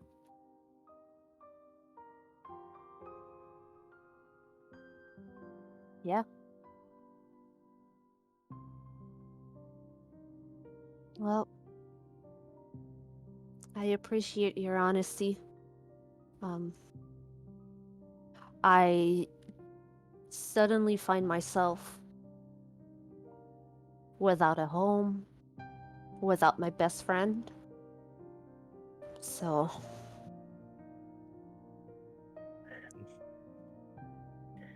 I appreciate it.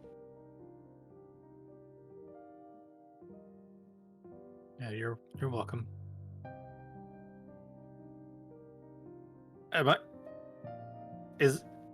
Am I okay? Are we? I'd say you're in the middle of a very large change that can go either way. But if you ask me personally, I don't see you less than I did 5 minutes ago.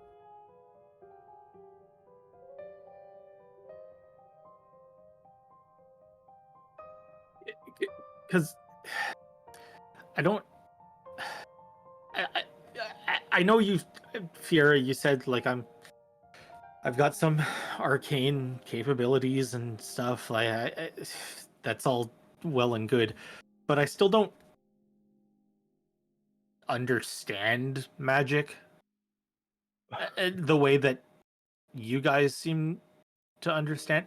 So the idea of my body changing into something else is wildly frightening. And honestly, the scales really confused the hell out of me when it happened, and it was the only time that an actual change occurred to them. For my whole life, it was just scars. They burned. They scratchy. They felt. I just felt. I was feeling just. I don't know, overwhelmed by what they were. I don't know. That's not the right word. They just kind of. Every now and then, they reminded me they were there. Just, I would feel them and be like, "Oh right, burns, scars." I mean, do you want to know the truth? or at least my theory. We found out that a dragon created the life chrysalis. What if to create it, they impart some of their soul into it and create a new form of life? So maybe when the fire chrysalis that I assume was in the forge hit you, part of its soul kind of shattered onto you. And has now, well, unfortunately, Calyx taken root and is growing into something new.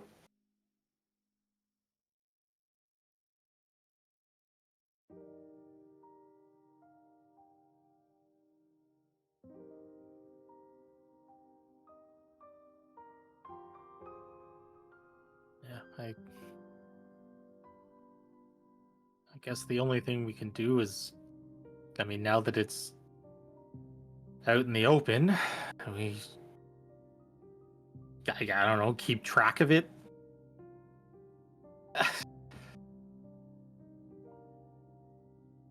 Yeah, that'd be wise. We'll let you know if you start ice flaring, I guess. Yeah. But I would take it as a good thing. You have something not a lot of other people have, and you have the opportunity to do good with it, should you choose. That's all I ever want to do. I don't want to do bad. Perfect. Bad is not good. Indeed. That, Indeed. wait a second.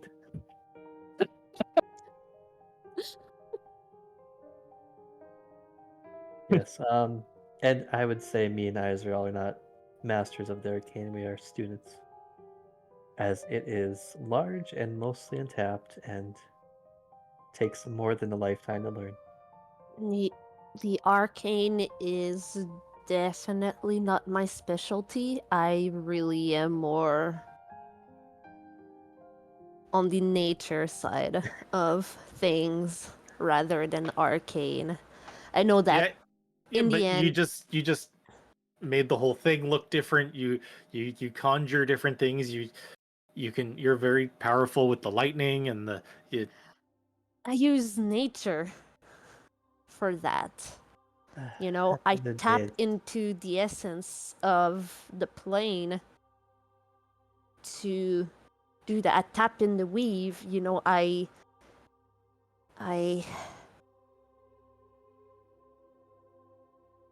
yeah, I guess it's another way of using magic that I never really thought about.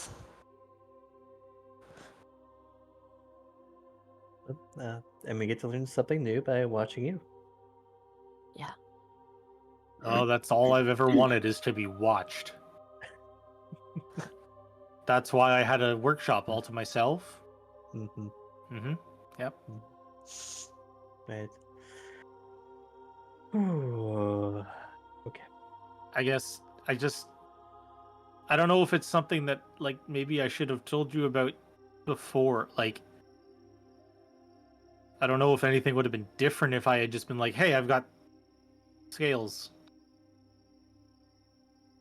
I don't think it would have had any impact on anything.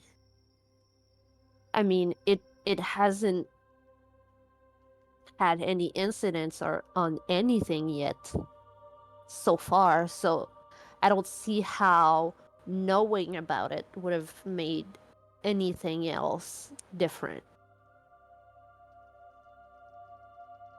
Yeah, I'm more about actions as well than looks. Yeah. Well, regardless, I guess it seems like our lives are intertwined now, and I just it feels like something that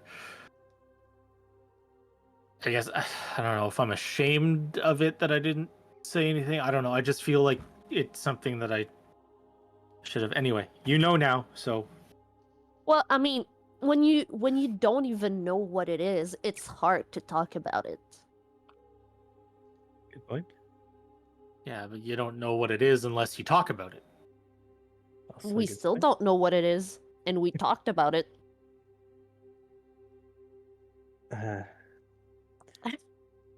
Yeah. Hmm. Well, it's something to look into in the future. There is a large collection of dragon information back at home. Getting access to it would be a little difficult, but maybe one day. We can probably go back to the archives at some point as well.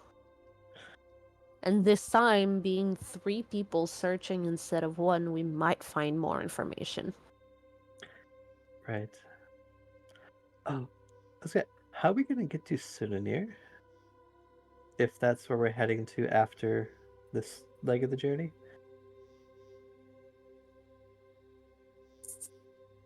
Because before we had Arya to help with the Inquisition. I have Arya's ring. She was mandated by the Inquisition to protect me. I don't know if I mentioned that I was her companion, if they would let us go back to Sunanir, like as a one-time thing. I imagine the Inquisition would like to have her ring back at some point. That's a good point. You should have some pull. Yeah. Okay, good. That Herald guy didn't really talk too kindly about people who died under his watch, though.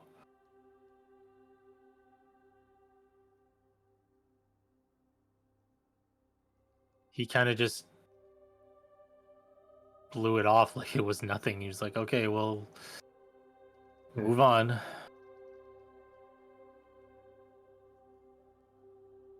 I mean, they know what they're getting themselves into. They know that dying is a very high possibility.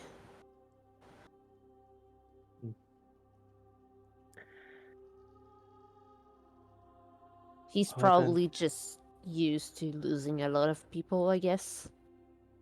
I'm getting that sense with older elves. Both him and Azathia seem like they've seen more death than a person should.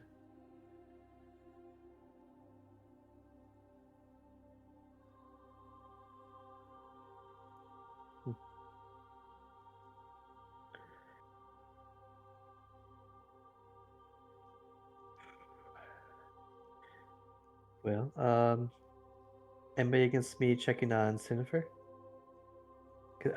I mean, we're gonna head toward Calyx, right? So I just want to make sure he's still there.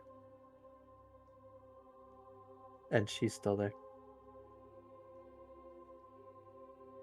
Maybe let her know about Arya as well.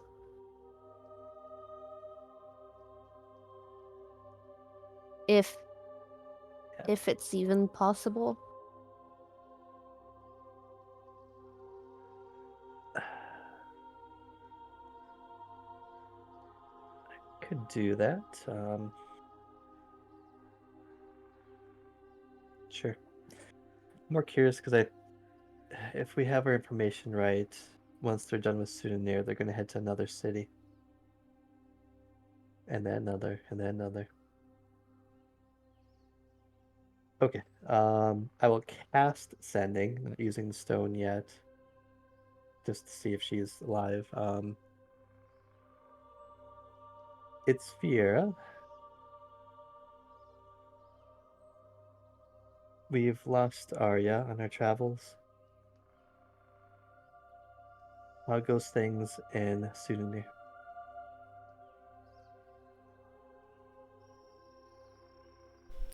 Almost forgot to unmute myself. Message goes out. There's a brief pause. A longer pause. you do get a response.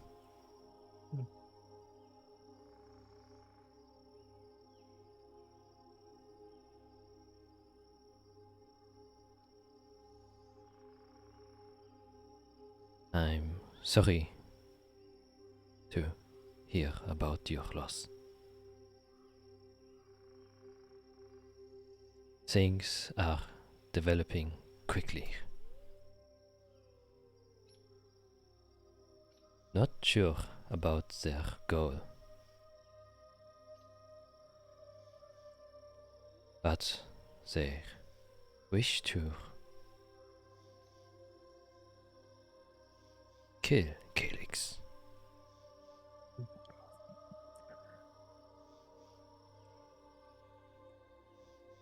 She said 3 words. I have to think how Okay. she will use them. Fine, it gives me time to type.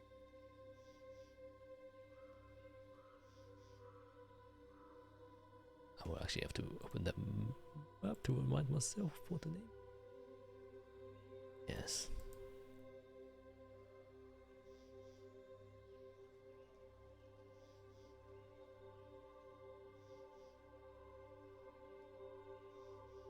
Three days Ilnir. Shoot. Shoot. Shoot. No, yeah, disappear is saying it out loud. Shoot. No, okay, no.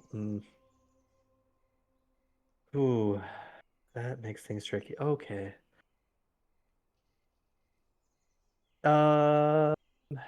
Yeah, I'll share that with everyone. Biggest thing is they will be moving him to Ilnir soon, like we thought. Interesting. I don't. Oh, wait, Ilnir. That's on the border of. Oh, of course it is, Jack. Ah, dang. And I know what Legion's gonna be. Oh, jeez, that's gonna be a mess. Okay. Oh. Okay. Hmm. Ooh. I hope y'all don't mind running into our fun Legion. Yeah, so that's something that I've kind of just been pondering this whole time, is exactly what happens when we see the I guess the powerful people again. Like what? Well, good news is, well, as long as the priest is still alive and soon there, which I assume he is, I did pass along that we were looking for a means to combat blood magic, and that's why we left. So we didn't leave without notice. The bigger question is what side the commander's on, which I don't think we'll actually know until we find out more about the origin of Calyx and what they're doing in Sudanir. It sounds like legionnaires are becoming followers or getting marked on purpose. I don't know. It's a mess. It is a And mess. I should, just for clarification, the whole dragon thing, I need to not say that to Oh, no. Lichnia's people, Oh. right? No. Okay. We should probably avoid any contact. Depending. See, all these factions are really confusing things. Yeah, okay, thank you. Thank you. That's what I've been thinking this whole time. I am so confused at who we are supposed to be working with, who we're supposed to not like, who do we talk to, who's gonna kill us if we, like, look at them. I am very confused about the big picture here. I think we all are. I think Fiera can agree with me, but I think what we both believed before we met each other doesn't stand anymore, No. and we have no idea what's going on. I think we are both just as lost, but in different ways. Let's find out if she knows where the Legion is first. Hopefully we can avoid them, but we do need to know at least if they're nearby. So this time I'll take the Sending Stone and say to her, we'll head there after our research. Those with the mark can kill him. He takes the souls of the dead blood-marked. Where is Legion?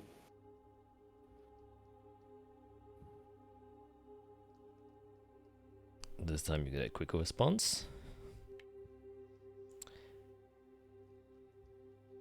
The Legion is preparing to depart. Most likely tomorrow. Oh God, that's good news. Yet they are accompanied by the citizens of Sunar Anir, who have also been marked.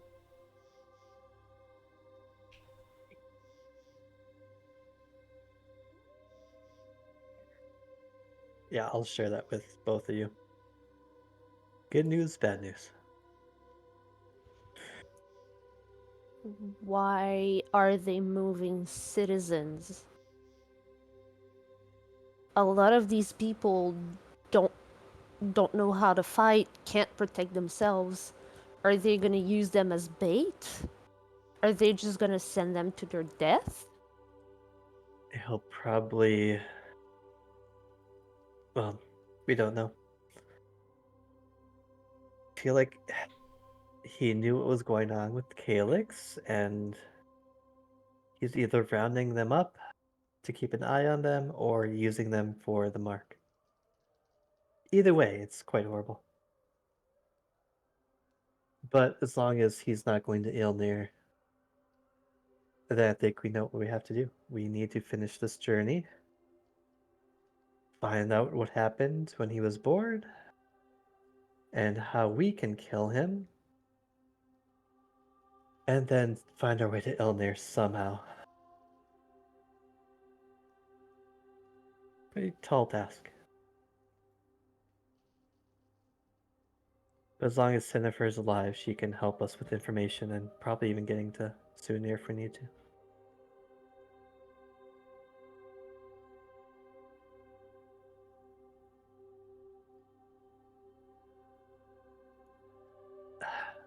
I really need to... I guess I should have talked to the High Cleric about the 12th Legion. They're so different.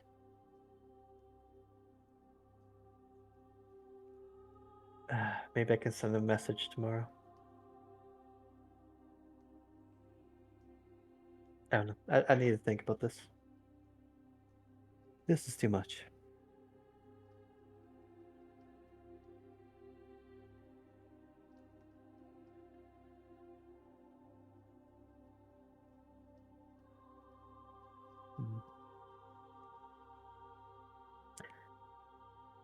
But we're agreed we do need to head to the crossing. Absolutely.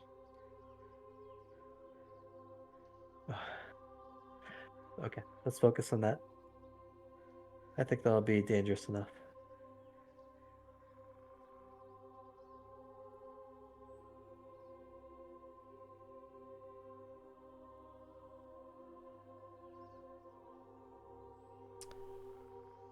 And with that, I think you would all probably go to rest. Yeah. Can I get glamour? I think it takes an hour as a ritual. I just want him to keep watch. I mean, we're down to 3 people, so we need to have another keep watch. Yeah, I'll spend the time getting glamour back. I'll spend the... Glamour is fast asleep. Aw. Your glamour. Yep. Yeah, that cat would be terrible at watch. You Yeah. say that, but he has spent the last 2 weeks hunting the gopher that lives under my patio. Oh, jeez. Yep. I'm sure that was interesting to watch. Wait. Oh, yeah. Just for me, what's a gopher? A gopher? Or what did you Like say? a prairie dog? Oh. Yeah. I did Like- not know what that is or was. Hold Like on. a ground groundhog? rodent? Yeah, Yeah, a groundhog. gopher. Yeah. He pops his head up in the hole. Oh, I thought that was just a mole. They're No. all like the same, similar-ish. Or like a groundhog. Like groundhog Yeah, say. yeah, Yeah. yeah. They're all similar. Like this. Oh yeah, I just thought that was a groundhog, but Yeah. I guess many different names. Wow. This guy. What a guy, Jesus Christ. Yeah, your cat doing job. But yeah, Fiora can definitely spends the time. Okay. Yeah, I'll do it. Yeah. I think begrudgingly. Yeah. Luckily enough for Glamour, his soul is tied to the stone, so even if his physical body is wrapped away, as long as his tether stays attached, he won't disappear. Yep. So you just kind of remanifest a new body for him, and after an hour... Oh my god! I experienced the craziest thing. Well, lucky for you, I can now keep bringing it back. I don't know how much I like that, actually. Whew!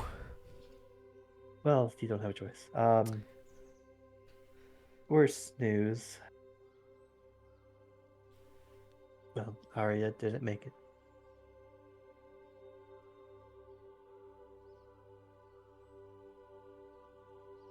You're joking, right? I just Sadly, no. gesture around. Kind of looks around. And as he kind of stands on his 2 feet, it kind of tilts down, sadly. Even as the cat just communicates quite evidently. He kind of looks at his paws. And says, she was the first person I met who supported my dream. Yeah, she did like you. She was actually one of the ones who pushed me the most to, well, make this work.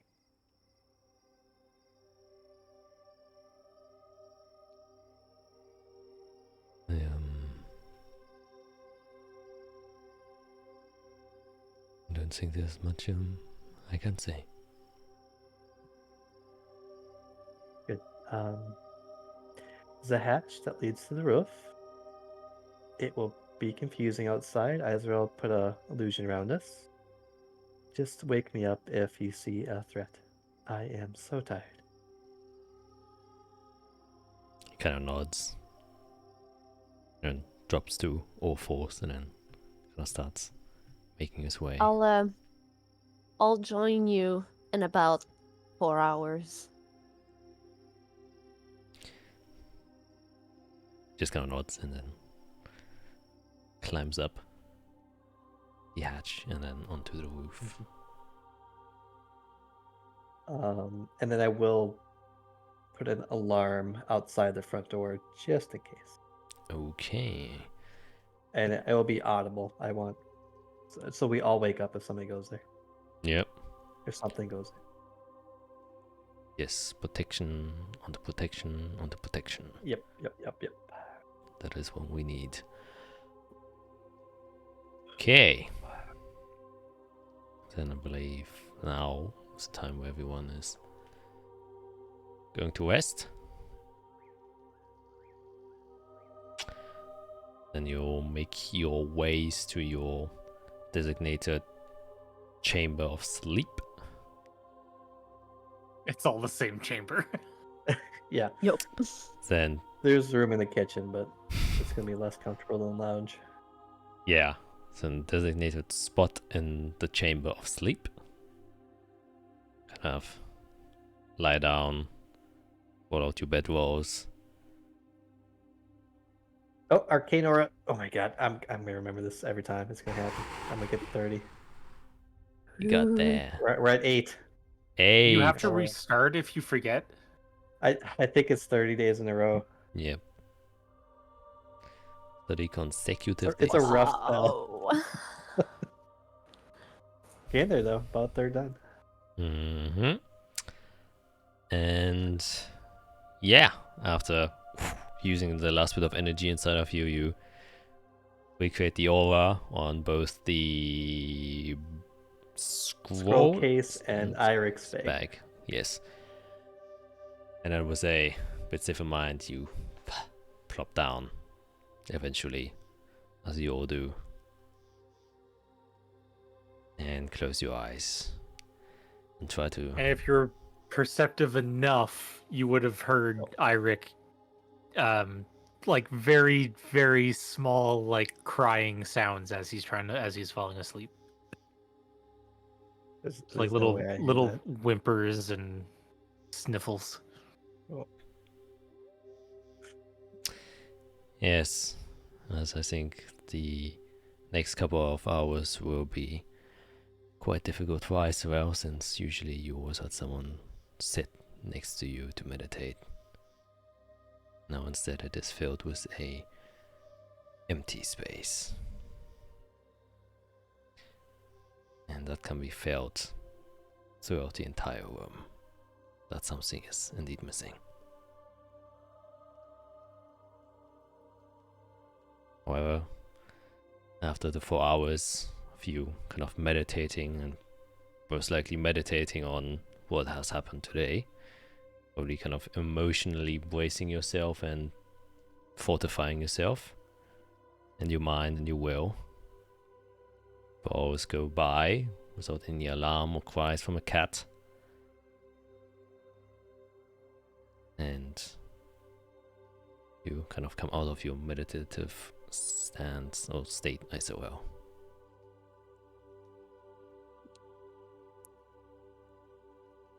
I'm gonna make sure that both Iric and Sierra are nicely covered by their blanket or bedroll or whatever.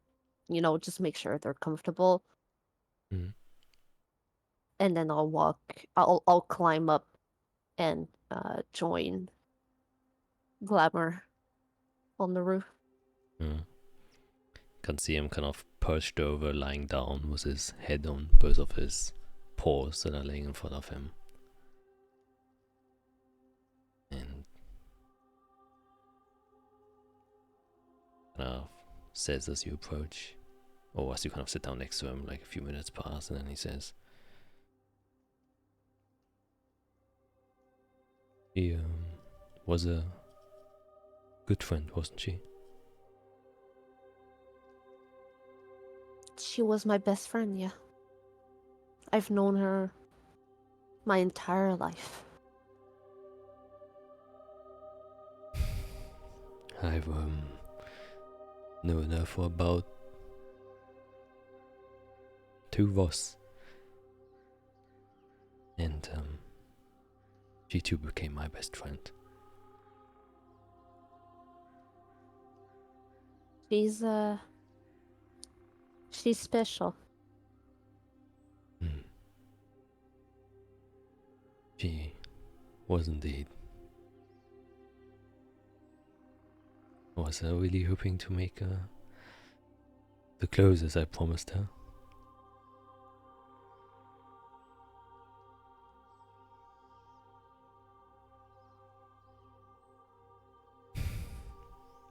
You know, No, please go ahead.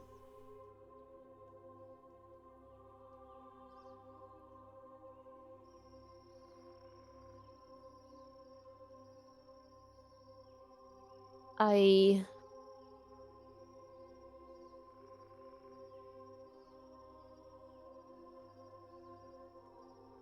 will avenge her. And I will make sure that I keep the promise she made to you.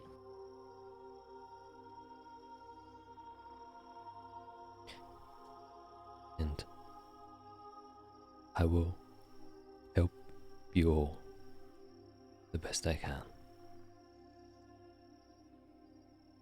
I was not a good cat in my previous life. I've done many things that I have regretted deeply, especially after spending time with you guys. I learned to have a different perspective on things, and I think Arya has taught me a lot of different things.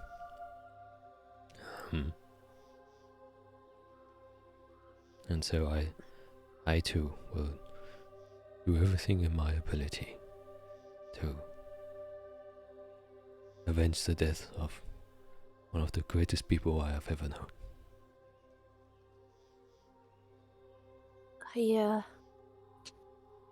I want to formally apologize on behalf of the group for killing you. I think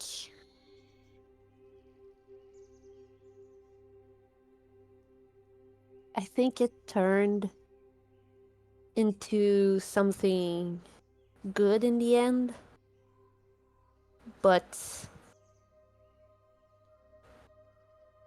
I'm sorry we took your life and that you are now a house cat. It is definitely strange, but there is no need to apologize. The things that I have done, death is the least that I deserve for those things. So in a sense, I believe you did not take my life, but instead gave me a new one.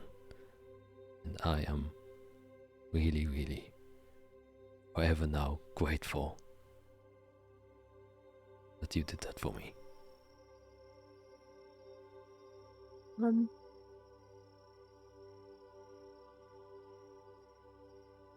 We found your stash in your old office, and we had intended to use the components to help us finance our campaign.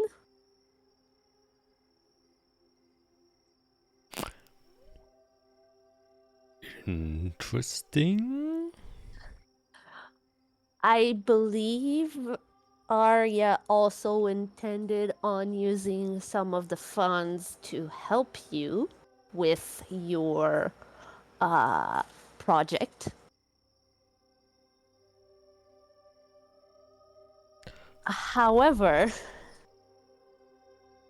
the very first time she died, a demon ate the half of her that had the drugs.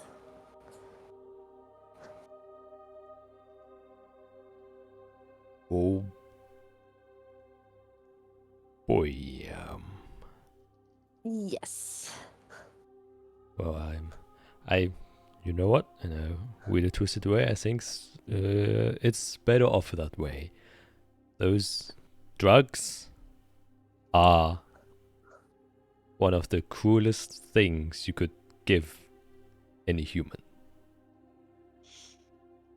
I have seen what it can do to an individual, and believe me, it is not a nice sight. So if anyone should consume those drugs, it should be a demon. I just wanted to make sure that we started on a more trustful base from now on. I appreciate that. That is, I too will help you in any way if I know anything. I shall share it without hesitation. Which is, it is extremely good that those drugs are now gone, because they are heavily tracked by the cartel. Which means if they are not in your possession anymore, I don't think we have to worry about any of their, well, let's just say, henchmen find us. That's a relief then. I believe it was lucky that you went to the archives. I think that's the only place where they don't have any ties.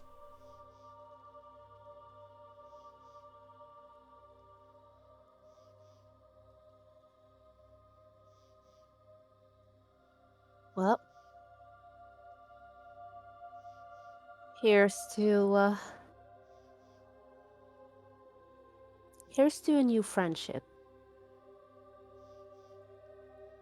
Yes, I think this will be the beginning of something better. And he kind of stands up again, kind of walks to you, and gives you like one paw, Audacious ball. and then you shake hand to paw. Yes. Like this.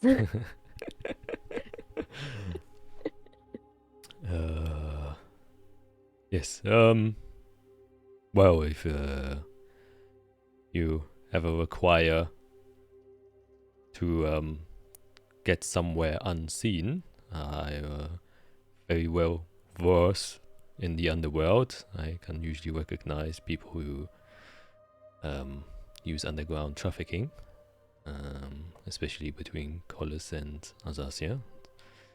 It's very active in that area. As well, I was also the one responsible for, well, you know, the things that happened in Sunania.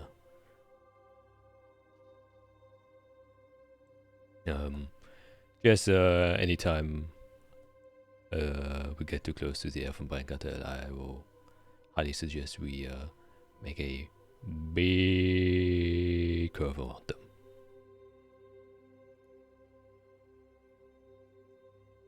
Obviously, we don't want to get them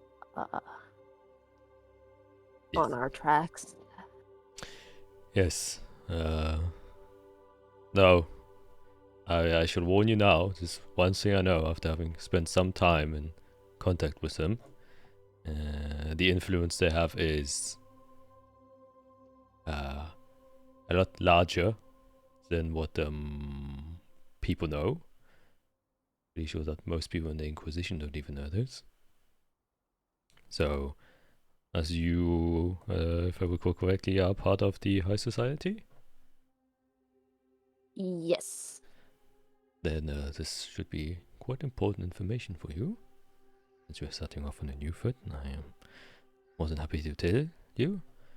But around, and I'm being very nice now when I say 40 to 50% of all High Society members are somewhat involved with the Elfenbein Cartel, including dukes. Specifically, and as I was very well aware in Sunania, I was given my task once by Leander Zuverlässiger. He had some connections there for quite some time. So, as a word of advice of someone who has spent a lot of time in the underworld, do not trust High Society members, because they always use nefarious means to get to their goal. I cannot tell you which ones it is, except for the ones in Zunania, which most of them were involved. But just so you know, there's keep an eye out for any suspicious activity if you talk with dukes or such. Does the name Duke Kronberg ring a bell?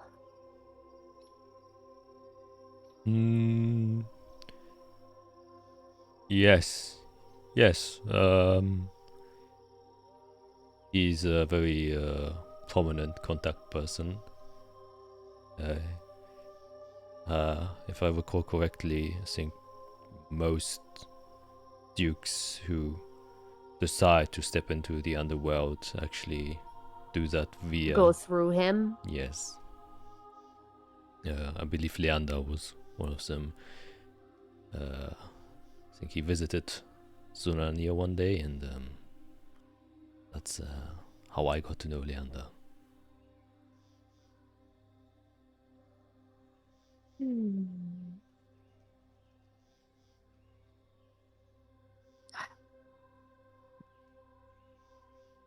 I grew up with that man.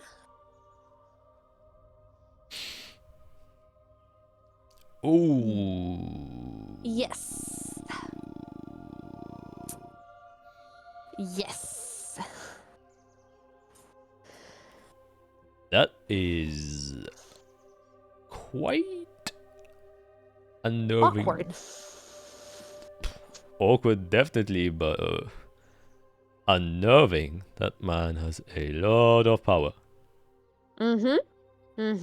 Yes. Oh, and he knows about you quite well then, I assume? Probably more than I even know. He is the very last person I spoke to before I traveled from Corvalli to Sunanir. He is the one who warned me that there might be some bad people present and to watch out for my back. That does sound like him. Oh boy. Yes. Oh boy. Oh boy. Oh boy. Okay. Well, let's avoid him for now. Yes.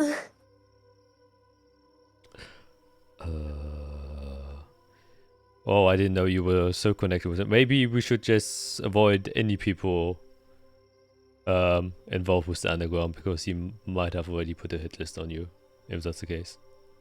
I mean, he probably put a hit on my dad, which is why my dad got an assassination attempt on him recently. He's probably trying to get to me. Oh boy. Well, we're out in the wild. I don't think you will find us here. But Yes. we're getting quite close to the college border. And that is where a lot of Elfenbein activity is held. That's the drugs that exported there.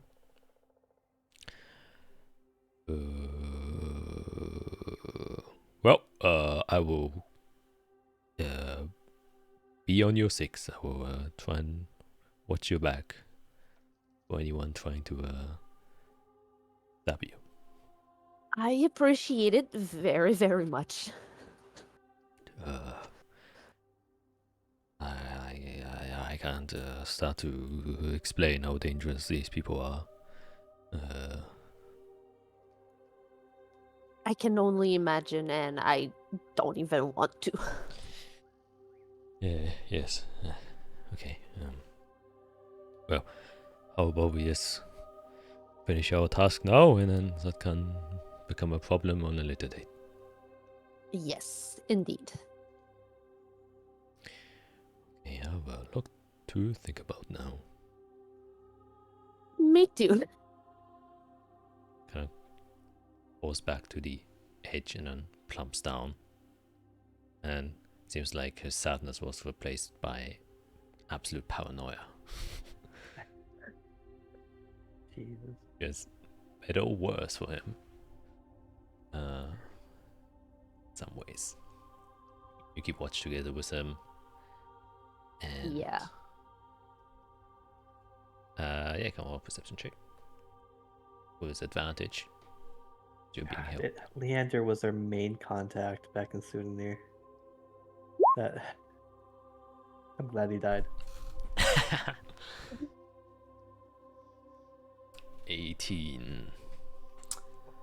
Okay. Why am I so dark? There it goes. Yeah, spent the next 4 hours looking out. You see a few animals kind of walk in the hallucinatory terrain and get completely confused. It's like, oh. And then they kind of step out again. Even more confused. Other than that, there's not much happening. Don't see much activity, just wild animals running around doing wild animal things. Owls in the distance and a few dogs barking, probably wolves, but none come close to pose any sort of threat. And it was time. The astral vestige appears as the morning glow of the sun can be seen dimly behind the cloud-covered sky, but the coloration of the clouds becomes very evident as most of them turn into a very hot orange and red. And hear the stirring of your other party members as they each begrudgingly wake up with sore bodies of just walking all day, which is something you aren't used to. Yeah. And a new day has started.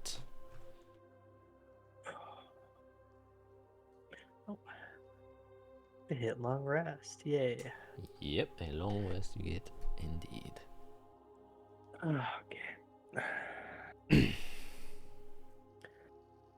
I will take a second to prepare my It's your spell. spells. Oh, Yes. in the morning I will do a everybody check for corruption, please. Do scales count? Demonic corruption.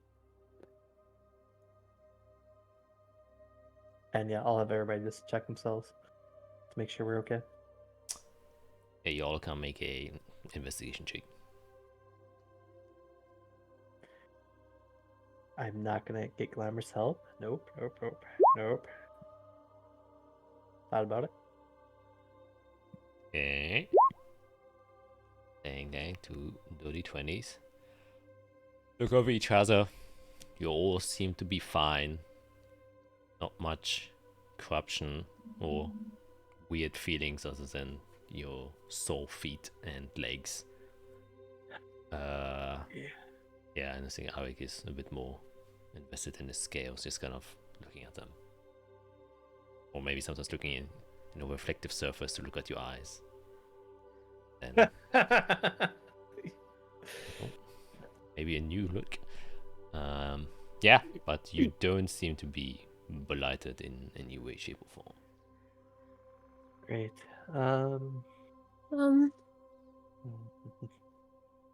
So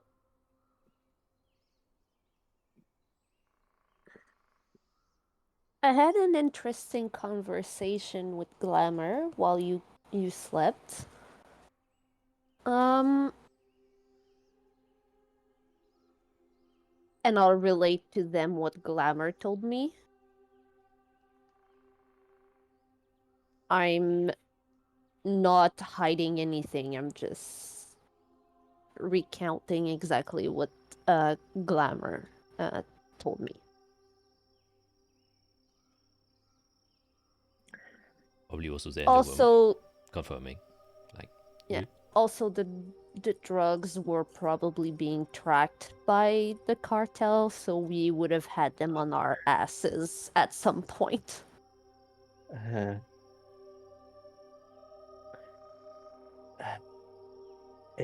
Yeah, it just astounds me how corrupted the politics are, not just here, but at home.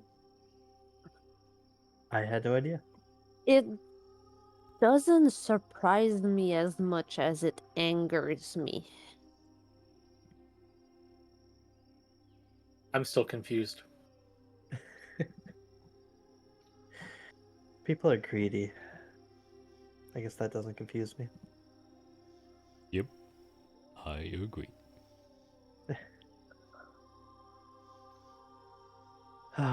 Yeah, I would love to knock some heads once we're done with this. You would have a lot of heads to knock. It would be wonderful. Good stress relief.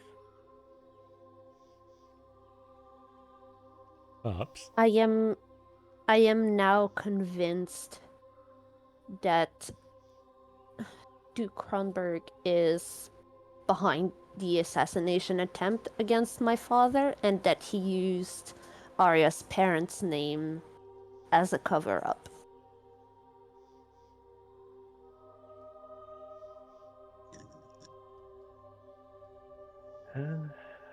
Perhaps. Possible. Honestly, that entire scheme is just so hard to unravel when we're out here. Unfortunately, I do want to look more into it. Mostly just so it doesn't happen again, or to you, or to good people out there.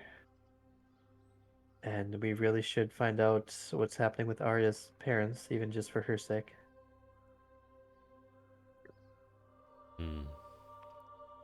Well, with all good intentions, I would say this thing that happened to Aisrael's parents happens on a daily basis. So I think it would be wise for now to just, as bad as it sounds, ignore it. I am doing my best to ignore it. Obviously, since it is my own father, it's hard not to have it in the back of my head, but right now, I know I have bigger fish to fry.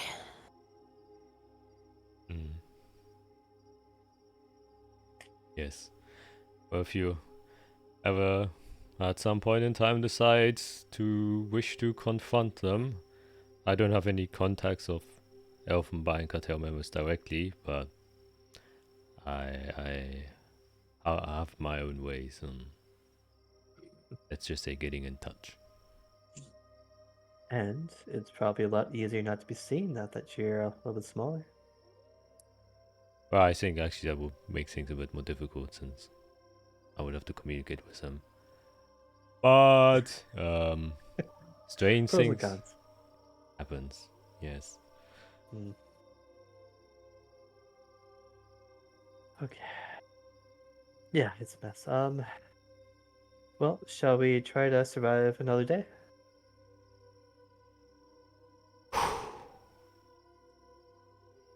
On foot?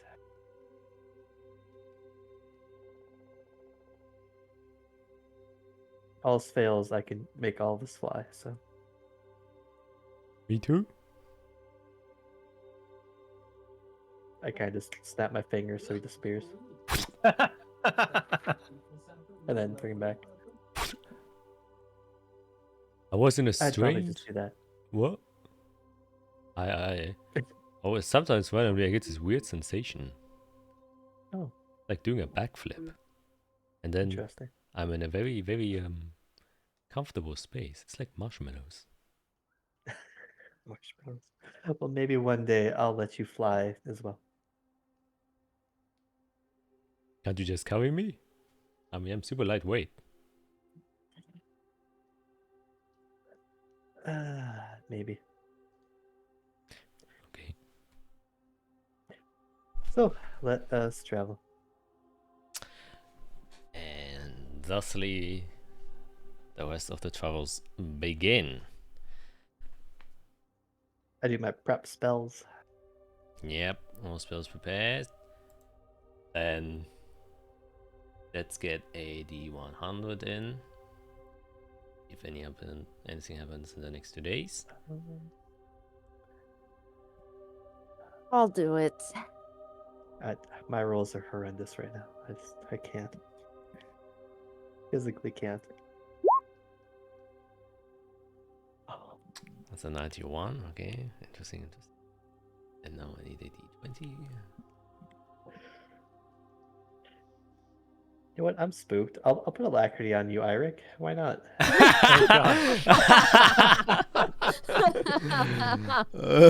So her males be fast too. Demons are bad. Yeah, yeah, a D20 I need. Anyone? Not it. Anyone want to do that? Who has the courage?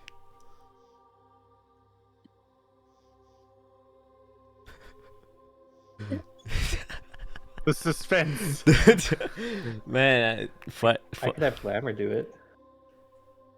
okay, you want Glamour to do it? Yeah, his Constitution has +0, so I'll roll that one. Okay, Glamour's Constitution. 8. An 8. Okay, okay. Let's see if my lucky number is lucky. Yes. I don't know. You guys start to travel down the road. Still a bit moist from the previous rain. However, the rain itself has subsided and only puddles of water are left behind. And you occasionally see different, little wild animals run around. Many worms kind of on the road, as they did not want to drown while being underwater. I know that fun fact. And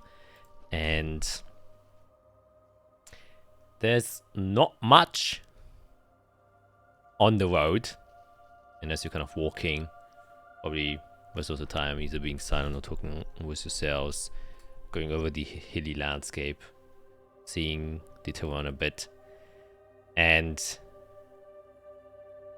you guys weren't really travelers in your previous life, but everyone has heard about stories of merchants and travelers going out on the road, and they're always tied to some tragedy.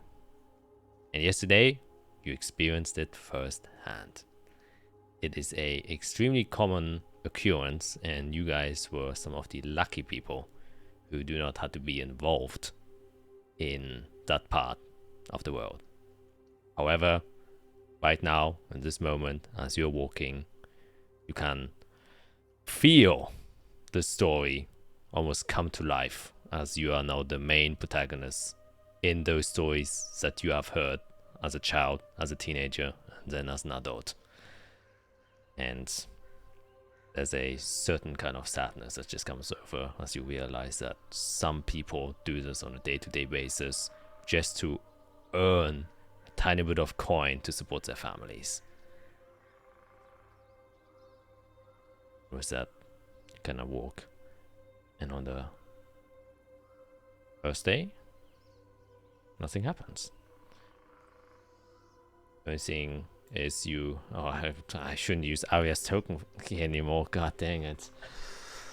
Oh, you know what? In memory of Arya. Yeah, come on.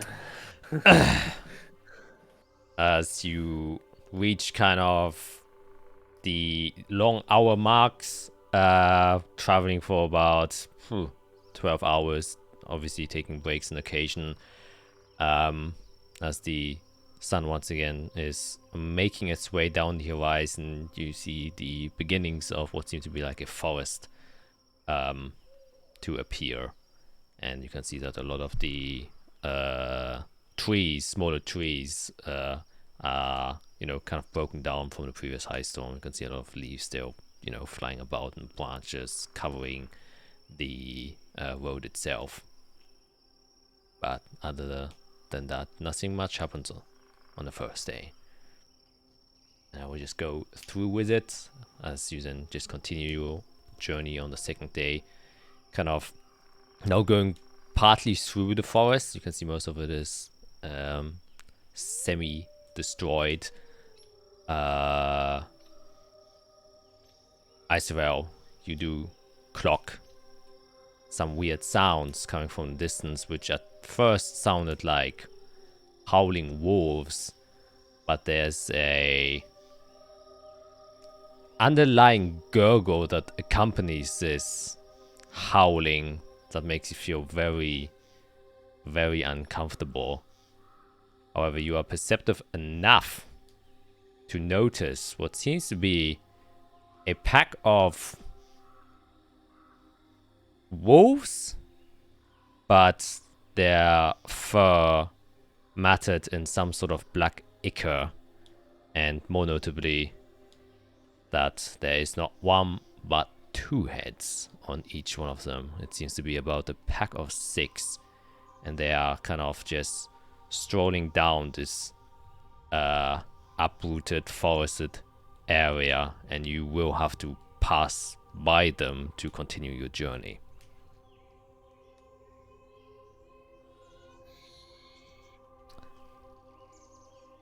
So, this will be a skill challenge to try and get past them without them noticing you or trying to hunt you. So you can tell me which skill you wish to use.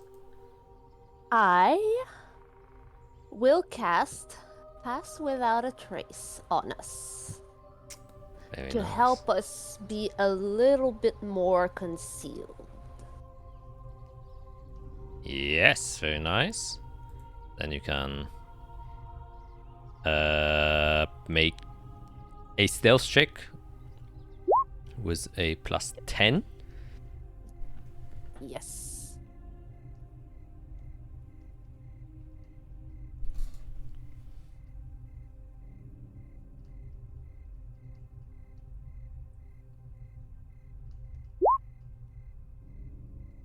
Oh, Are we all doing? no, only Isobel to do it. Oh, Yeah, since it's a skill challenge, Oh, it's kind of same. she's helping. But it's the same, so would not matter. Either way, it's a 26 that is most definitely a success. As you kind of wait for a moment for them to get a bit further away from the roads, but still wanting to keep an eye on them, because losing them, although would mean you were further away from them, however, even though they're demons, they might still retain their incredible smelling senses. So knowing whether or not they have noticed you is probably better. And so you kind of decide to not go away too far.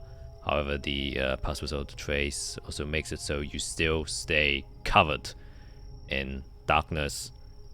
And it seems like you're making quite good ways past them without them noticing everything, and they're kind of just continuing in the same direction, kind of just smelling around and just randomly biting like fallen trees or just on the grass. Very sporadic, irrational behavior, and very common for demons to just randomly, kind of spread their blight a bit around just by, biting or just interacting with things that they touch.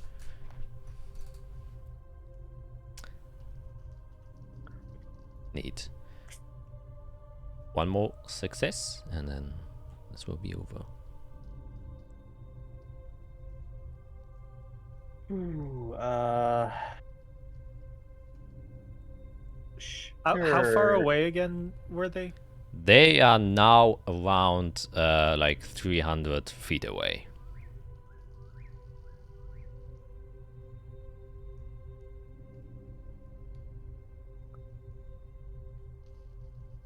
I have a bad idea, unless you have a good idea. I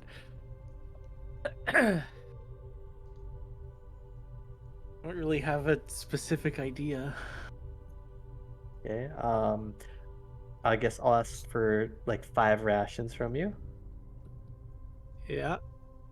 I'll make sure it's like meaty rations, and then I will go a distance away from us and like start a very basic fire and just put the rations over the fire behind us or like away from our path to try to lure them away from us. I have no idea what skill that is.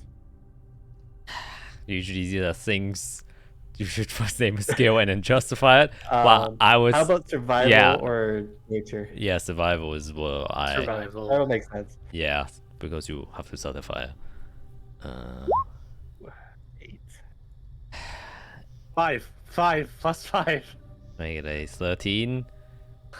I mean, you have. He has like a little bit of fanning with the cancer. Yeah, It's just, exactly. yeah, you create a fire, and smoke does erupt from it. However, the bad thing about smoke is it gets controlled by the wind. So as you are successfully creating this fire, and even with the blowing of Eirik, the wind unfortunately is a bit stronger than his breath, as it gets whipped directly in your direction, and you didn't take that into consideration, as the trajectory of the path that these demons were taking kind of halt, as a spur of energy has occurred in the vicinity that has attracted their attention and the smell of something new. And you can see them now starting to go a bit wild. Okay. I have a thing that we can go and hide in if we really need to. I could. I mean, I could. You know what? Yeah, I'm gonna do that. I will summon my Dryad, and I will tell it to create a distraction for the demons and tell it to run in the complete opposite direction that we are going. To Have it hold attract the fire. Have it hold the meat. to attract the creatures to it instead of us, so that we can skedaddle the other way. Okay, which skill do you wish to use for that? What do you think? Which skills are what? Persuasion? More like persuade your dryad to kill itself? I mean, I guess it would be.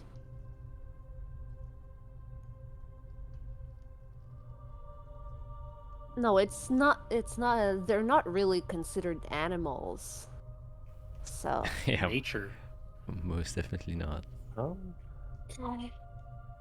Yeah, I think nature, because I am summoning a fae that is basically part tree. That is a very loose justification. Or perhaps survival. You know what? Trying to survive. Actually, Or persuasion. Or you know what? I will allow nature. I think nature of all these things would make sense, since you not only telling it to one, you probably like that he kind of, or that it creates some sort of point of attraction, either with the fire or just its dryadic what's it called, capabilities. nature. Yeah. Yeah. And with your knowledge of nature to try and create the best possible distraction with the help of a dryad. So let's make it nature. Okay.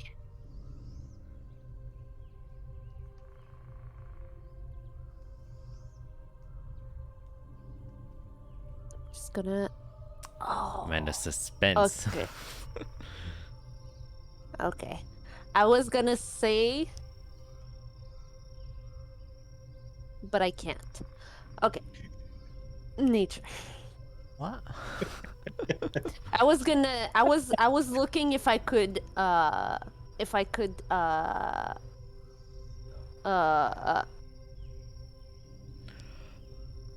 Where is it? What is going on? There. You're just forgetting how to play right now. Oh, I can't read. I can't see. Nothing works anymore. I was trying to see if I could guidance myself, but it's a concentration spell, and I'm already concentrating on the face, so I can't. Yeah. I was just making sure I wasn't doing something dumb. Okay, nature. Let's go. Oh boy. I would say +5, but I don't know what to help with. I'm saying my stuff in case we fight wolves, which is looking likely. God damn it. I got nothing. Will, you got nothing? I don't know how to help with Nate. How to set it ablaze or something. Let's just light up the dryad. Put it on fire or something so that it like catches their attention or something. We're so smart. Oh god! Just cast a fireball at your or firebolt at least. Yeah, I mean... No.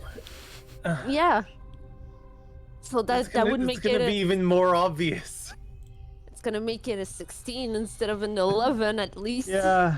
God no! But I don't want to attract the attention to us with a firebolt. Can you set a timed like cantrip to go off in like a minute? No. Okay.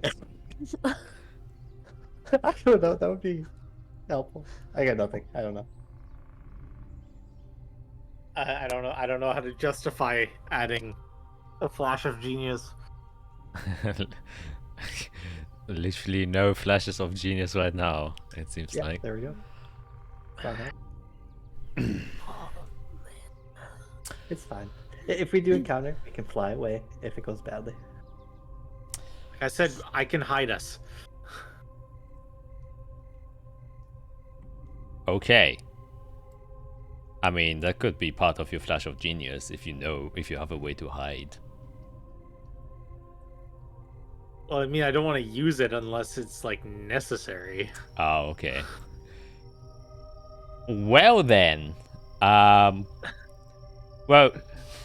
you're kind of noticing that the dryad itself definitely got the attention of the wolves.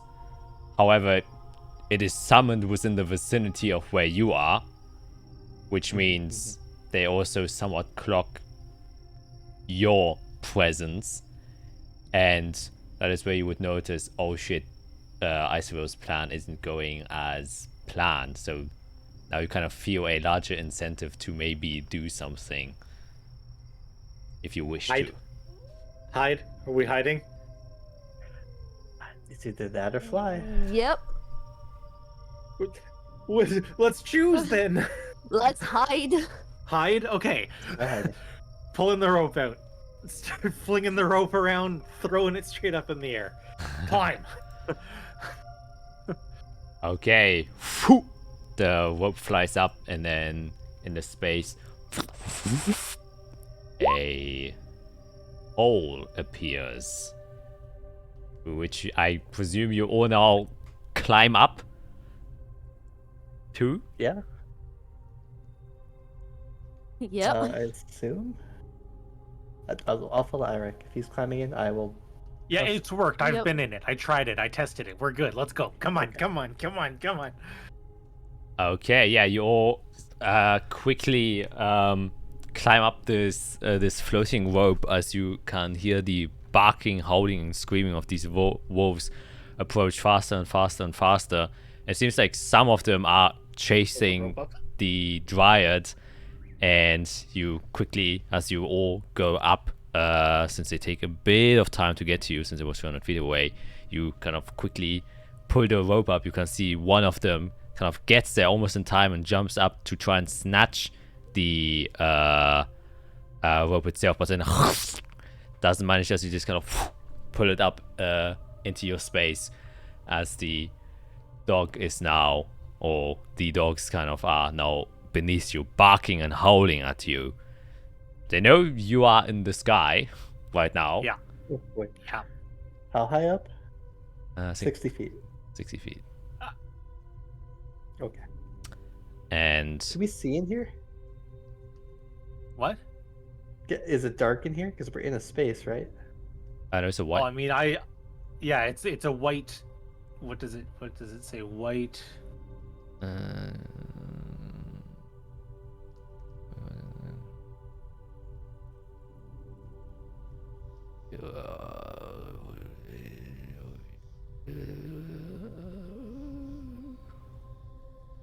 I could have sworn it said something about white space. Me too, but I think I just said that. No, but I remember seeing it too. That's weird. Well, it doesn't say there. I think You can see outside as through a window. So I assume light is coming through that window like magic. oh yeah. Area. It's definitely bright inside. Like you can't see yourselves Uh-huh. 100% for sure. Yeah. Like we're basically standing on like a glass floor of like an observation tower. Perfect. Yep. That's exactly how it is. And the 6 wolves are now kind of just crawling beneath you like in a piranha pool. So we have an hour. Okay. Can we attack from up here? It doesn't specifically say yes or no. It does say very attacks there, and yeah. spells can cross through the entrance Oh. into or out of the extra But I mean, dimensional space. Can we come in Can we and out? lean out? Like if I drop the rope a little bit. Well, I could just make one of us fly and you could just pot shot. It would take some time, but it is possible. We do have time on our hands unless you want to do something else. We have cards. We could write a story, or we could shoo the wolves away. I mean, yeah, I think we're gonna have to do something about them. Because when this is done, it's just gonna disappear. We're gonna fall. Right. Yeah. Who wants to be it? I mean, I can attack them from a distance. Okay. So Well, you know how this works. I'll tap you and cast fly on just you as you become lightweight and can kind of will yourself a direction. Have fun. What? But wait. So, can you go through the door with the spell on you, or through the window? And try. Spells can't cross through the. you would have to open it a little bit for me to climb out so I can fly. Yeah, I just dropped the rope down like 5 feet. You can just hang there for a second. Yeah. Oh, let yourself go down. Yep. And then start to float 5 feet beneath the window, basically, and you Yeah. can see the Yeah. wolves snapping and trying to get to you, but 55 feet is way too high for them to just jump up to. And I'm gonna start firebolt, firebolt, firebolt, firebolt, firebolt, firebolt, firebolt. Phew, phew, phew, phew, phew. Yeah. I would say just make a constitutional saving throw. And that is just to see whether or not you get exhausted just spamming firebolts the entire time. Oh, that's a 5. Oh my god!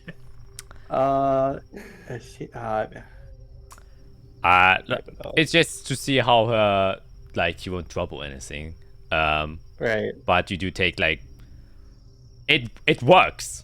they can't get to you in any way, and you are successful after a good few minutes, probably like 15 minutes or so of constantly just firing. You probably take a break at some point when it gets so exhausting.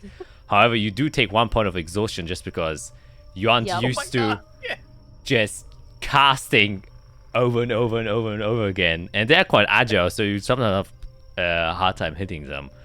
But out of a bit of struggle, you manage to get rid of these 6 demonic We did infected it. woes. We're good. You can climb out now. Holy Oh, shit. I mean, it worked. We didn't take damage. We had a safe space. Yeah, yeah. Okay, let's maybe like run for the next 30 minutes or something so we can get away from here because they're probably now gonna come back. Actually, I And was wondering as well. Can you turn into a small animal, right? Yes. Okay. Because if need be, Glamour could ride on me, and then you could ride on Eirik, and then we could just fly for 10 minutes to get a good distance away. That wouldn't take me as much effort. That could give us a bit of an edge to make sure Yeah. that we're Just out. so we have a head start, right? Yeah. I'll fly down to Eirik and wild shape into a spider on his shoulder. Yeah. Sounds no, like no. a gross one too. Just No, like, no, no, no. The So whole many time we're eyes. flying, I'm like, ah. Doesn't have to be a spider. Come on. snake, scorpion. Chipmunk. Something cute. A slug. Oh. Yep. So yeah, we'll fly for 10 minutes at full speed. Actually, Ezreal can rest. There you go. Yeah, she rests for a bit as you float across the kind of brambled and broken foresty area. And at the end of this peculiar flight and method, but very safe method of getting rid of a couple of demons chasing at your heels, from your elevated position, you do then eventually see on the horizon a few lights suggesting a bit of civilization finally approaching. Though this was at the end of the day, so you will probably still have to travel a bit through the morning, night, or early night hours, so you will probably have to travel for like 2 hours in the dark before you arrive there. I think it's probably worth it. I could still cast fly. If we can see the place we're going, then yes, Yeah. let's go. And then I will cast just a white light on me, so they kind of know we're coming. Like a beacon in the sky. You look like Iron Man. Yeah, pretty much. Oh my god. Black suit Iron Man with a white light. Yeah, as you fly there after 10 minutes, you kind of land and then walk for the rest of the ways. And as the... I'm gonna take advantage of the fact that I am in spider form and take a short rest Oh, yeah. while we walk. I don't Would it think... be I don't think you can, as while you're in B shape, take a rest. Because you're actively using can it. I? an ability. Right. Yeah. Oh, okay. Yeah, that makes sense. Oh. Takes effort to Okay, maintain then. shape. Yeah. Okay then. That would be kind of cool. Let's- To get, though. Yeah. It'd be super... The super cheese. Oh, You've 'cause you you've can also wild got- shape back, so you could literally just wild shape forever. if you do Yeah. that, I think. Yeah. Mm. So that... You've also got Eirik going like ah. It's hard to rest. Since I can't rest, I'll just climb down and revert Oh. back to myself to walk the rest of the way. Yeah. As you slowly but surely approach, you start to hear the sounds of people, carts, and other such things. Civilization, finally, after 3 days of travel, and also birds, terror birds, aka known as seagulls, flying around, suggesting that you are now quite close to the ocean, and it's hard to see since it's completely dark, but you can see a few lights that are swimming and are moving, suggesting that there are boats currently in some sort of port, harbor, or dock.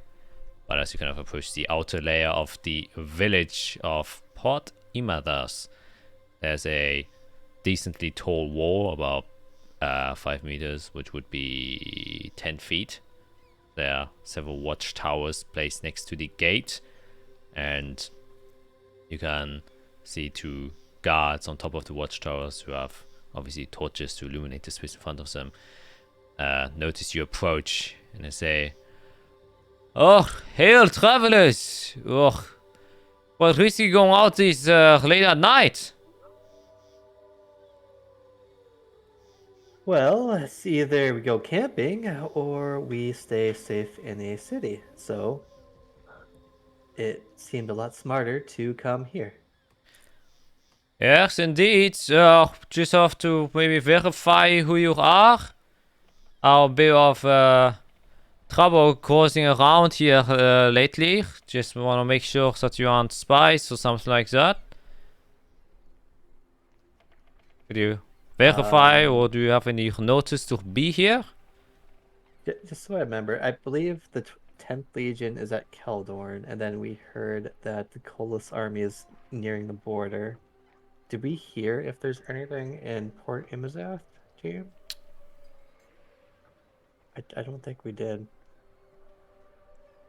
The Azathian military is in Port Imazath. Oh, so it's Zathian, Yeah. Litnius, oh boy, oh Yeah. boy, and we were in Yeah. the middle. Yeah. No, the, and you would remember this, is the Azathian military is at Zeverum. It's the Oh, okay. one. Oh, this one over. Oh, Yeah, it's okay, one okay, over. okay. Yeah. Oh God. Who did we yes, we are the Fate Weavers.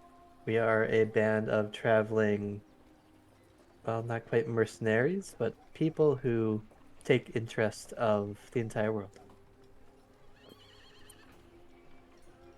Make a persuasion check. He looks a bit confused at the big title, but Yeah, I know. most people do introduce themselves very highly. Oh,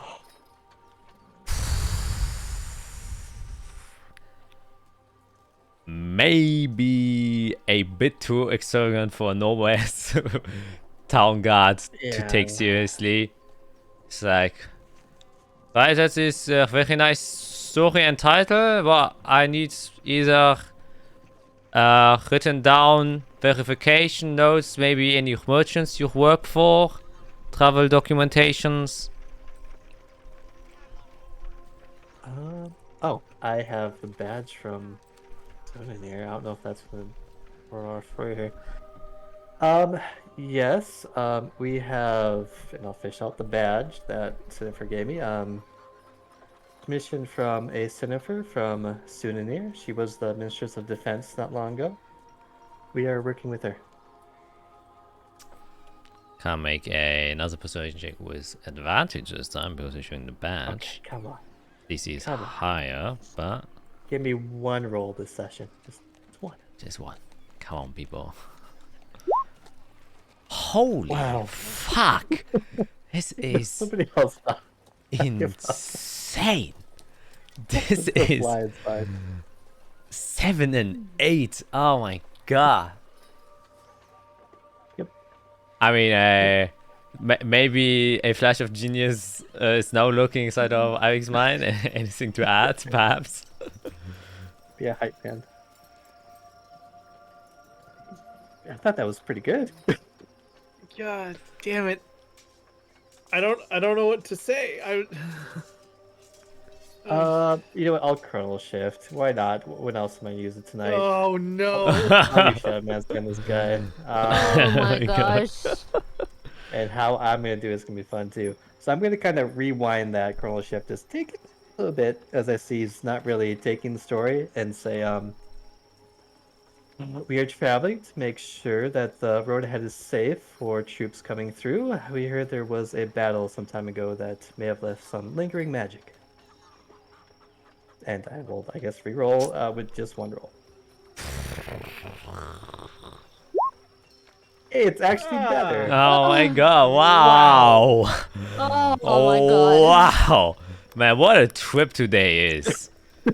Jesus Christ. I'm working my way up. Yeah. It's only getting better.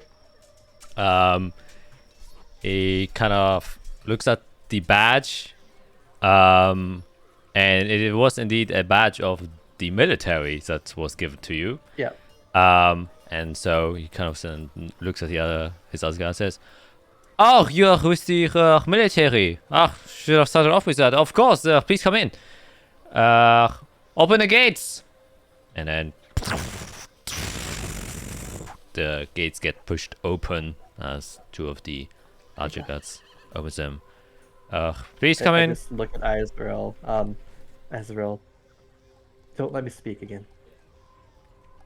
I had to shift time to make this work. So please, you do the talk.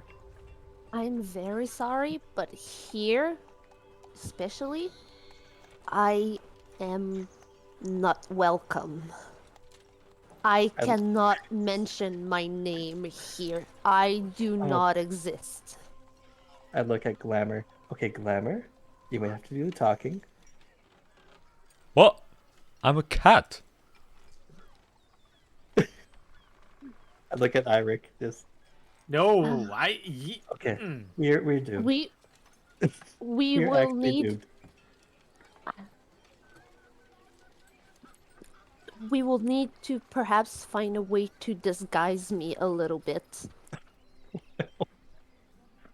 I don't know that magic. You know what? For now, just walk behind us. I And just need to probably like hide my hair or, you know, just have a hat, something. People don't really know what I look like. Good, Just have to good. make sure that, you know, I'm slightly hidden. Might I want believe in to you. change out of my noble clothes and put my commoner clothes. could have been something that you did before we got to the city. Well, I'll see if I can find off the tower. Let's go inside, see what they have to say at least. So you kind of step inside. The guards then immediately close the door as you go in. Obviously, you can see that, you know, most people have already, you know, barricaded themselves inside, and there's not a lot of foot traffic going on. And one of the guards just kind of approaches and says, "Oh, well, excuse me to intrude, but I saw a badge of the military. You perhaps sent here from the battalion from the west?" No, we actually come from the east. Like I said, we've had reports of strange magic. So we are coming here mostly to investigate it, to make sure things are safe, find out its origin, that kind of thing. Oh, right. Well, apologize for the assumption. We are just waiting for news, and we have to prepare since they most likely are going to travel here at some point, and well, we have to prepare for their stay and all that such. But Right. They're at Port Zephyrim, I believe, right? yes, indeed, currently. And I just want to make sure we have our information right as well. I heard that the 10th Legion is at Keldorn, and that Colas has stationed their army near the border somewhere. Yes, at the Torrendale Gate, as far as we are concerned, and we also have some of the Sea Lion Brigade Navy of colors at our own ports that have been supplying us with some of the war machines that they have prepared. Oh, Jesus. So in my mind, that is Azathia and Colas preparing to fight the Legion. Fight or defend, which could both be the same in Oh. this instance. We'll say I was smart enough to put my amulet, my Lichness, and Rollaware. Was I smart enough to do that? I do believe with Oh. everything that has been going on, you would have definitely done that. Jesus. I was thinking, okay. As they're having that conversation, I'm just slowly like taking a piece of like twine or something and just like tying my hair in a loose bun or something on my head just to like not show the length of my hair. Yeah. Just to Try and hide your high elf appearance. without necessarily hiding it, just more like making it less obvious. Yes, seeming more casual. Yes, basically. Yeah, he then kind of says, "Oh, so you mentioned a battle ahead? Has there already been new developments at Keldon?" Well, reports that we got was there was one in the past, and that the lingering magic there may affect battles that are to come. We're trying to find out if the Legion may have set something up there, or... Well, honestly, we're not quite sure. It was something that was foretold with divination magic. And some research. Oh, right. May I ask which city or under which duke you were sent? Well, the most recent person we're working with is actually Zephyrus himself. Oh, I thought you was taking a neutral stance on everything that has been happening. He is. That's why his interest is in the magic more than the fight itself. Oh, alright. Oh, that makes sense then. Alright. Well, so appreciate the heads up with what you're doing.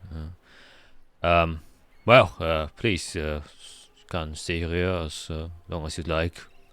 Although, fearing the worst that could potentially happen to the city, so actually, maybe would recommend, as we have been with most of the villages here, to evacuate as soon as possible. Right. I think our current plan is to rest for the night and then, well, find a safe way to travel tomorrow to our location. Alright, well, thank you for the information. I shall inform the Earl of this. Then I'll just wish you have a nice day. It's the best I can do now. Sure. Is there a place I can set up a tent or shelter? Oh, I mean, you could just stay at one of our establishments. Or if you prefer to stay outside. I have safer means. I understand and respect that. Well, there's not a lot of space inside of town. Everything was obviously quite densely, but you might find some spots at the port. What then? I guess all I need is a 10-foot area, 10 by 10. Oh, well, yeah, then you will definitely find something at the port. Very well, we'll be there. Thank you so much for accommodating us. No, it is quite our pleasure. No need for any thanks. Okay, then I'll gesture us toward the port and look for a spot to build a shelter, quote unquote. Yes, you step through the village can see the houses here are more basically built, just very basic squares, similar to your tower that you create, actually. Very obvious that these have been terraformed at some point, since there's no other way of building houses. You pass by kind of the village center, and there seems to be a more complex structure that is also encased in what seems to be like a fence.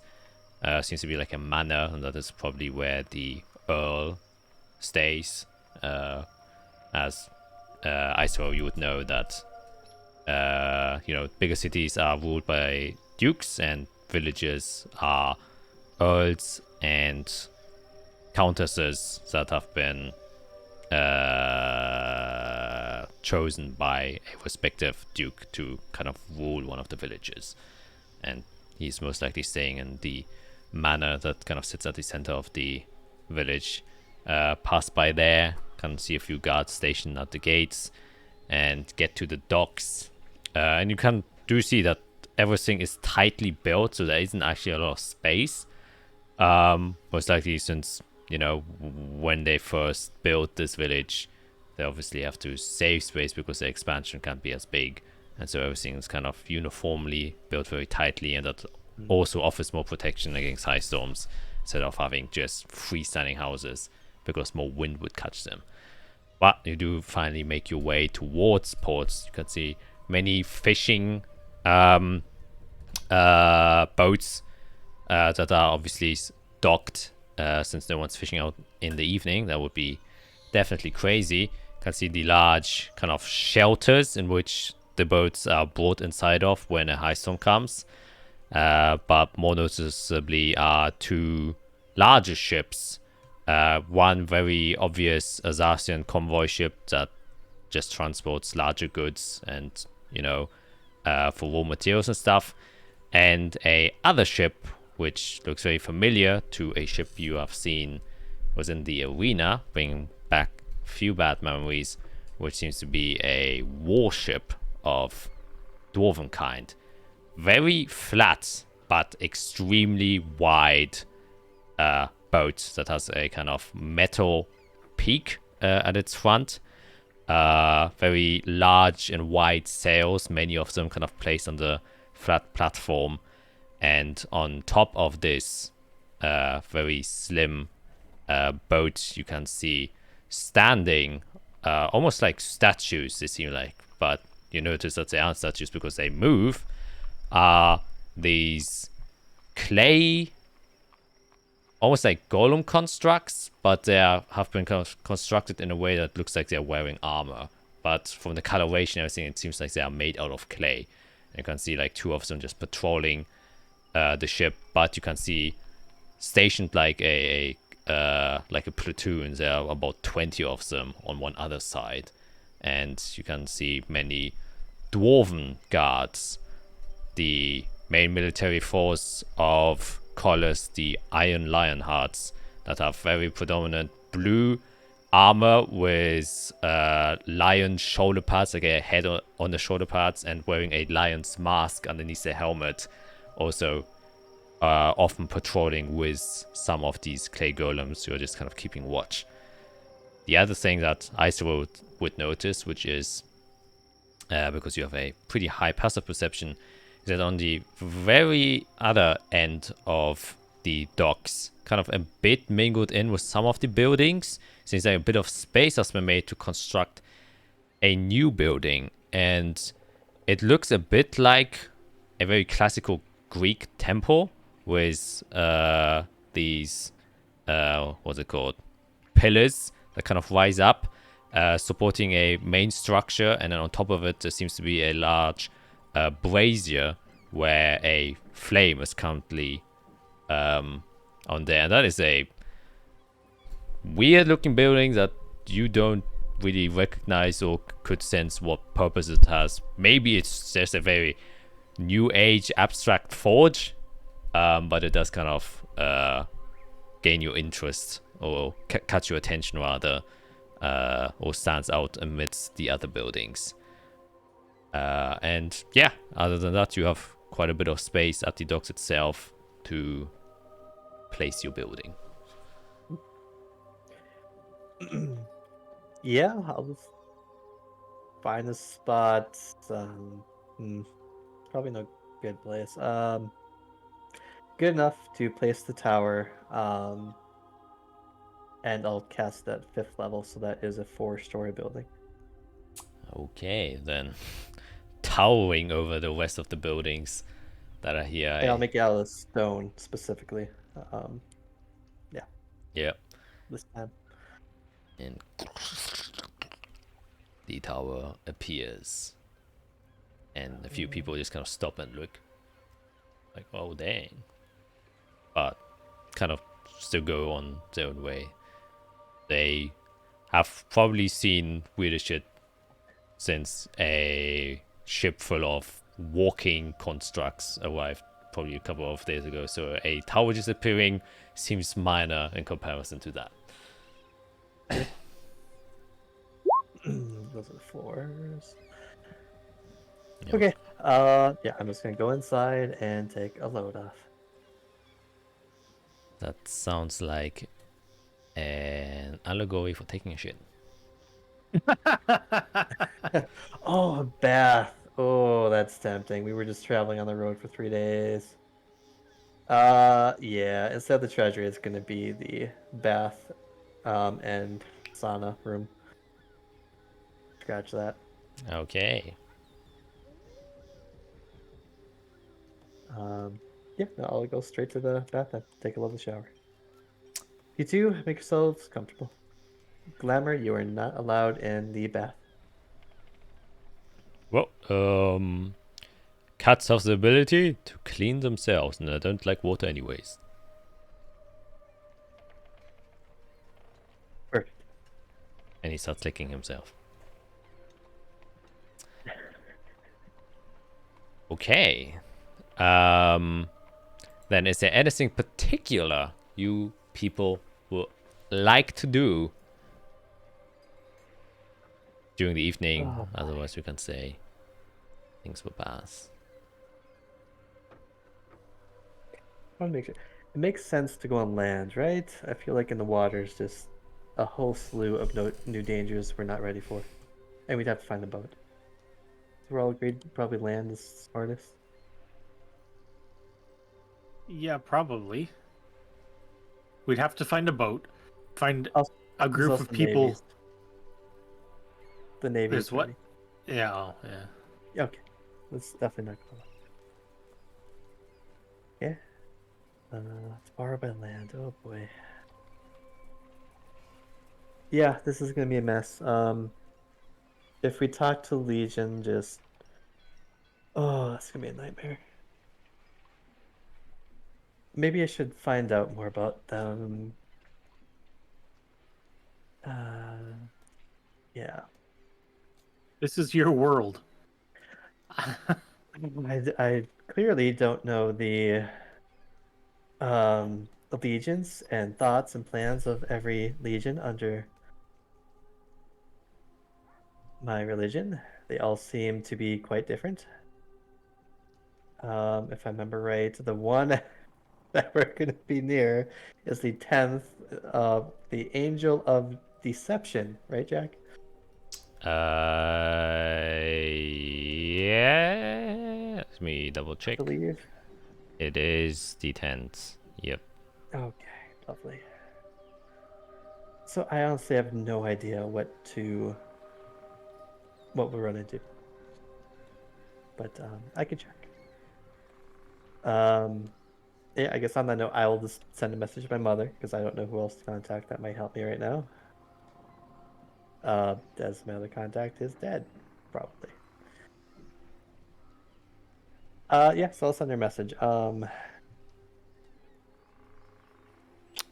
Wait, who's Xena for? No, to my mom. Oh, sorry. I was My reading mom, something. Nariel, I believe was her name. Yes. It's been a while. It has been a Yeah. while. Yeah, let her know I'm alive. Probably a good idea. I will say there is great corruption here in Azathia from our own people. Do you know what plans the 10th Legion has? Colas and Azathia are organizing.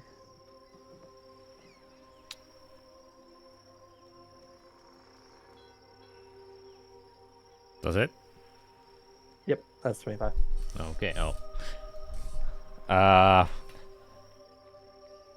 Just say that again. I was reading something again.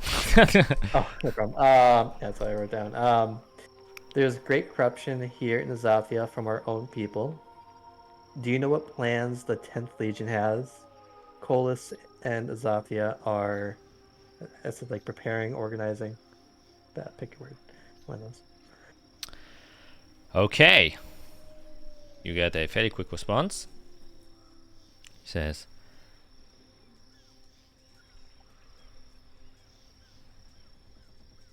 glad you're okay. I presume, following the orders of the Supreme High Pontiff,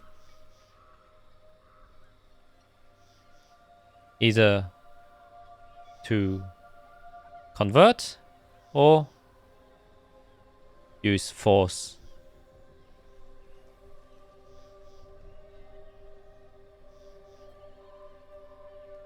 That's it.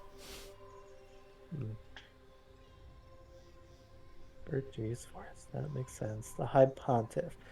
The High Pontiff. Oh boy, hang on. I gotta get to that map here. Supreme High Pontiff. Supreme High Pontiff, sure. Your Keldorn. Oh my god, I have so many maps. Hold on here. Let me get the one for Kanan out. Which I believe it should be under her mats. Scroll up.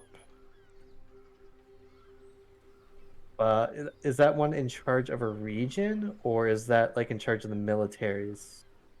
The Supreme High Pontiff. Mm-hmm.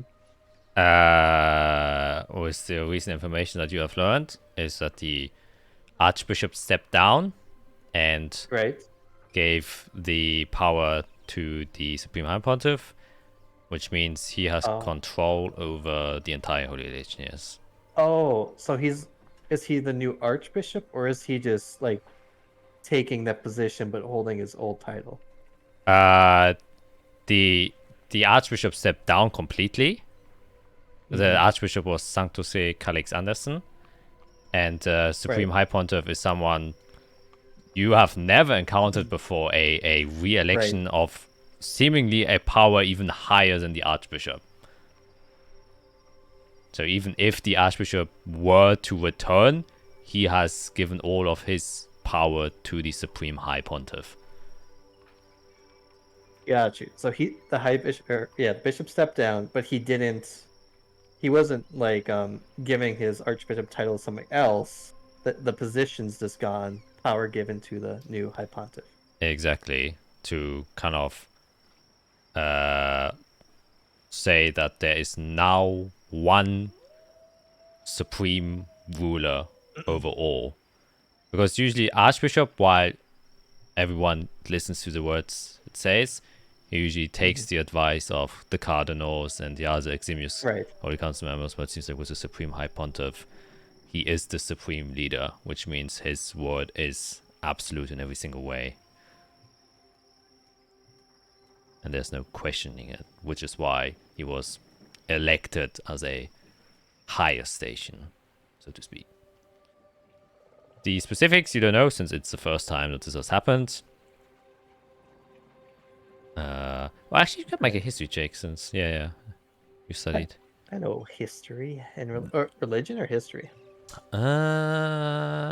Actually, religion. Yeah, then it's actually also the same, whichever. There we go.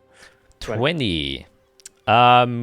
You remember a bit in the some of the books you have read about the Holy Legionnaires is there are a lot of stories of people gaining ascension, and that there's always a specific cause that triggers this process of ascension, of someone rising to higher power. and is often seen as a divine sign of God kind of electing an individual to now take control over something. You only heard the story from the side of Azathia and not of the Holy Legionnaires, which would probably, if you would have heard it from the Holy Legionnaires, there would probably be a more religious reasoning why this has occurred. You know, Azathia said, oh, the Archbishop stepped down and elected a Supreme High Pontiff, while you would assume, in the words of the Holy Legionnaires, it was more like the Archbishop got some sort of either premonition or message from God to elect this new member as the Supreme High Pontiff. Most likely because either the light is being threatened and a guidance of light is supposed to now lead the people back to the righteous path. That is something you would assume that might have happened. So way more religious than, you know, like a political election. It's literally a divine sign. So the new Supreme High Pontiff is a divine chosen individual. But I thought only the Archbishop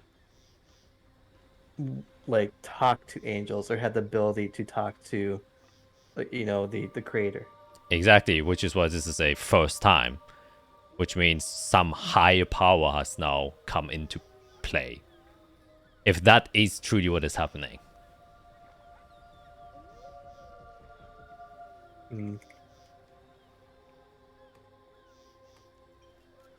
Yeah, I will send one more message to her. I think I got the... Yeah, that's 24. The 12th Legion is traveling with blood-cursed citizens. Is that the orders of the High Pontiff also? Does he speak for the angels?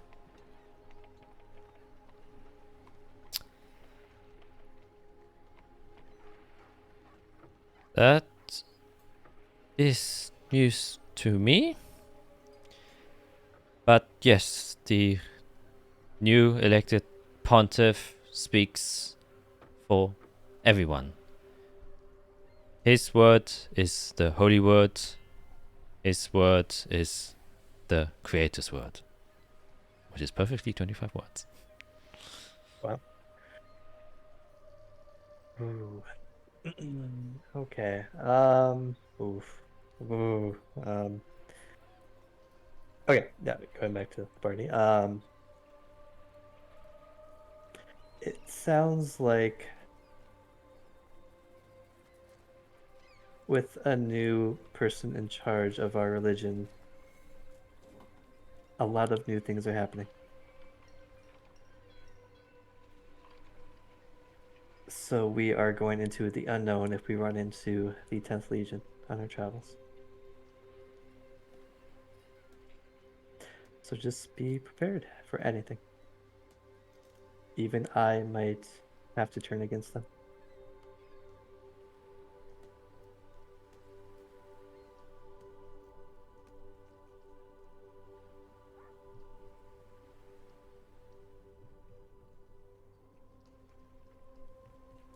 So yeah, honestly, nothing's changed. All the dangers, but this is our path. So I guess any last messages for me to send out before we travel? Because I probably won't prepare this spell for the next couple days.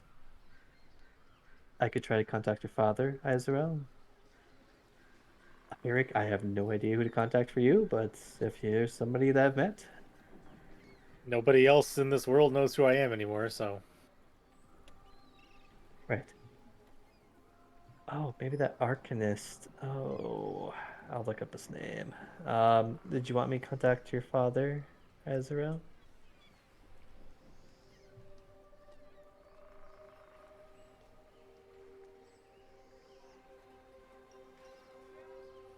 I would rather not right now.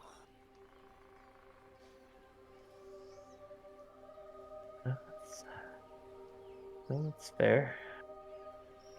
Knowing what we know now about the high society, I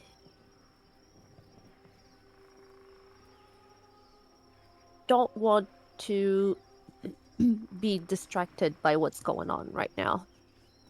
We are too close to one of our goals to get me distracted. I know my dad is alive and resting, and that is all I need to know for now.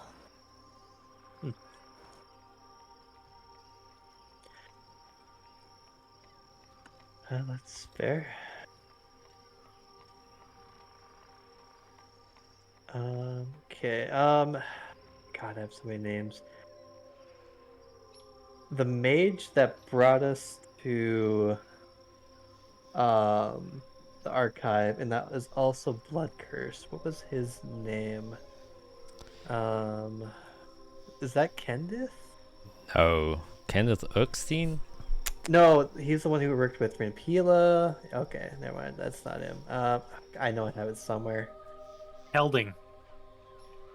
Telding think- Benehouse was the guy in charge of college. Oh, there is. Oh, no, that's not it either. Oh my god. How many people do I have in here? He's from Corvalli, right? No, he's from. God, too many people on my thing. He's from Kovith. Where's my Kovith now? Okay, I shall look him up as well then.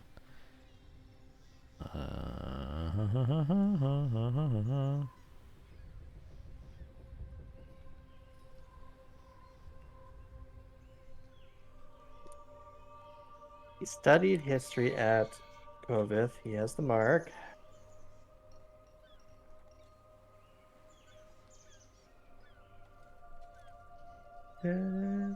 Zerstein? That sounds right.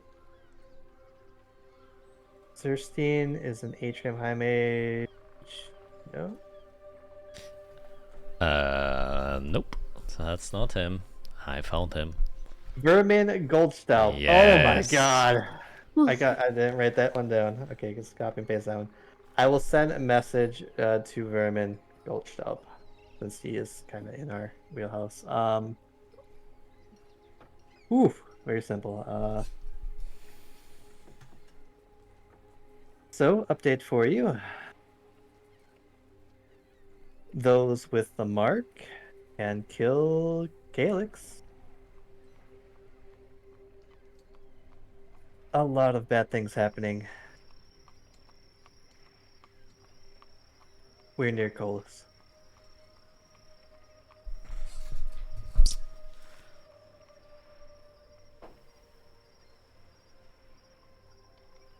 A short moment passes, but you do get a response.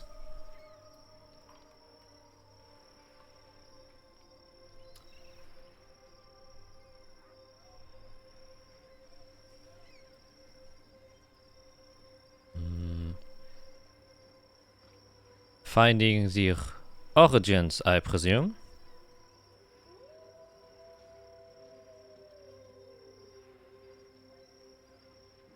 The magic involved is quite interesting. Some that I have never seen before. Will take time to understand. Good luck.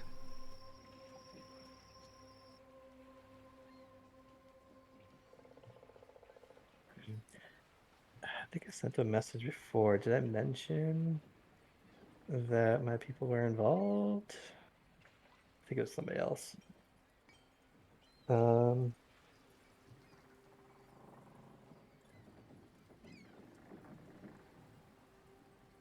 I'll send one more to him. They're spreading his magic to Ilnir next.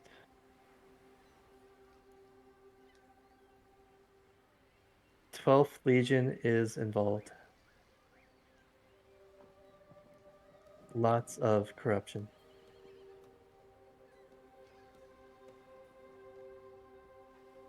That's it. I'll respond. Yes, indeed, as I have heard the rumors. That makes a lot of sense.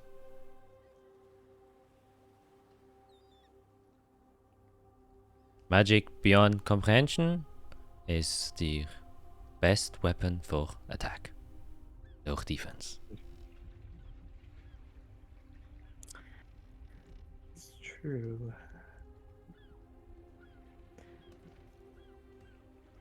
Do I want to be friendly with this guy? I probably should be.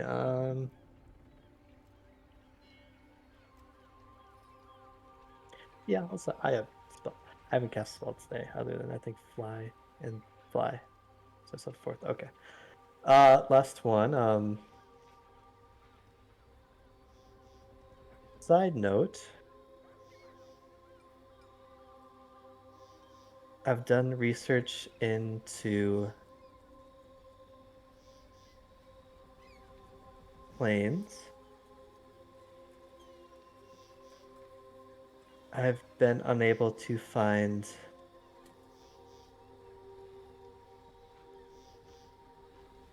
Lichnia 7. Thoughts?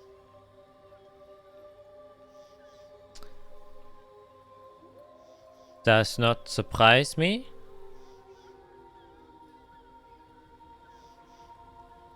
Would be too good to be true.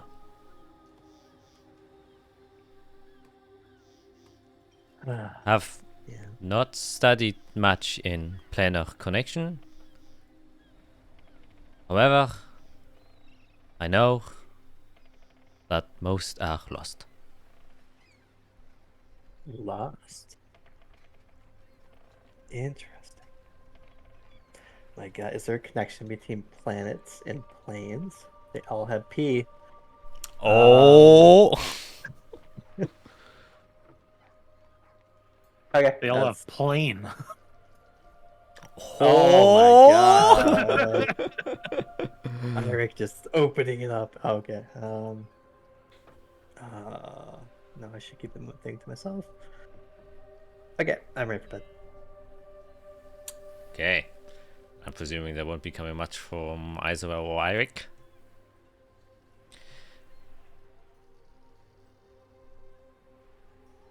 Oh, still grieving. Irik's away, I guess. Mm. Then yes. Isarel is probably going to take some time to pray to Servalon for some sort of guidance in the coming days.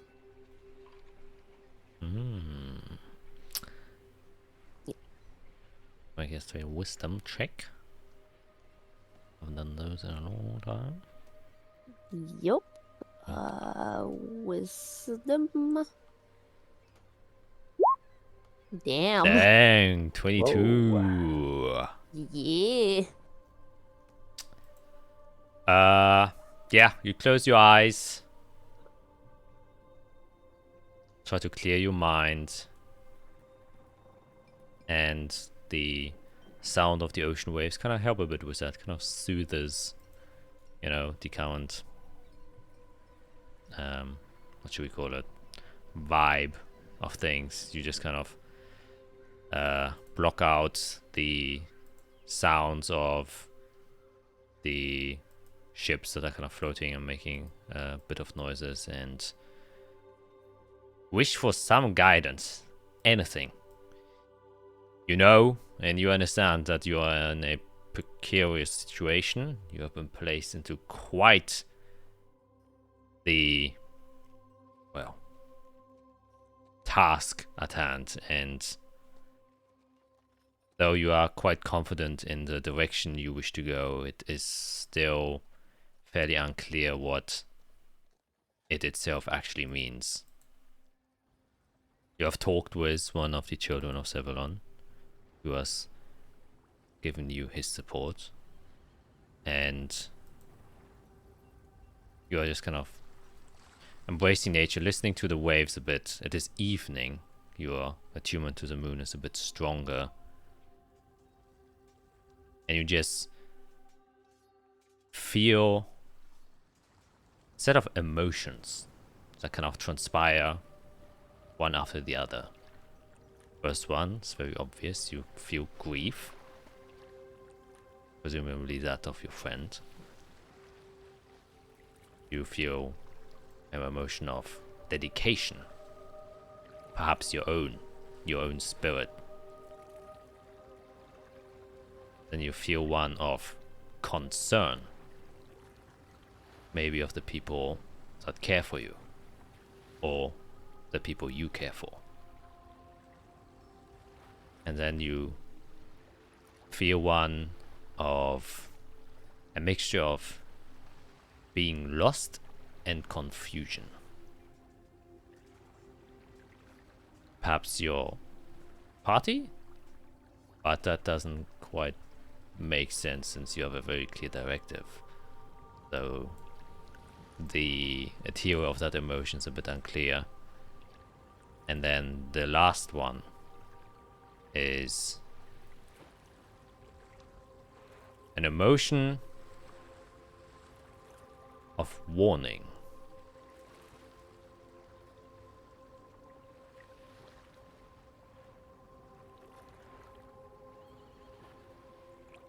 And you kind of just meditate on that. As the night goes by and the ocean's sound soothes your ears until day comes. I did do Arcane Aura as we traveled, and last night that brings me a 10. Yep. And Gonna be finished one day. with that, we're gonna end today's session. Oh boy. Oh boy. I'm prepping all the combat stuff. There's nothing left behind. Oh god. What's gonna happen? Yeah. Gonna Yeah. get a new party member. Gonna be between between the Lichnius, Colas, and the Azathia army, right in the middle. Demons. Oh man. Origin Is of Chaos. I did not expect to cry tonight, and I cried. Oh. oh shit, Yeah. there she is. Quickly change. Hello again. Hey. She's back from the dead. Oh my god. How'd it go? Nobody else died, I hope. No. Nope. We did some finicky stuff, but we survived. Well, that's good. I'm good to hear nobody else died. So Arya switched places with another Arya. Mm-hmm. And it goes back to when we were in that tavern and we had to decide to kill people. You guys remember that? Yeah. Yeah. So we decided to make a deal with Caleb. And it was back to bring back Endel, right? What happened was Oh, wait, let me remind myself quickly. so Izarel had died instead of the Ruin. Yes, inside of the Because wound. we couldn't stop the blight. And we got offered to save both Endel and Izarel if we killed everyone within the tavern. In this reality, Eirik and Fira, you agreed to do it with me.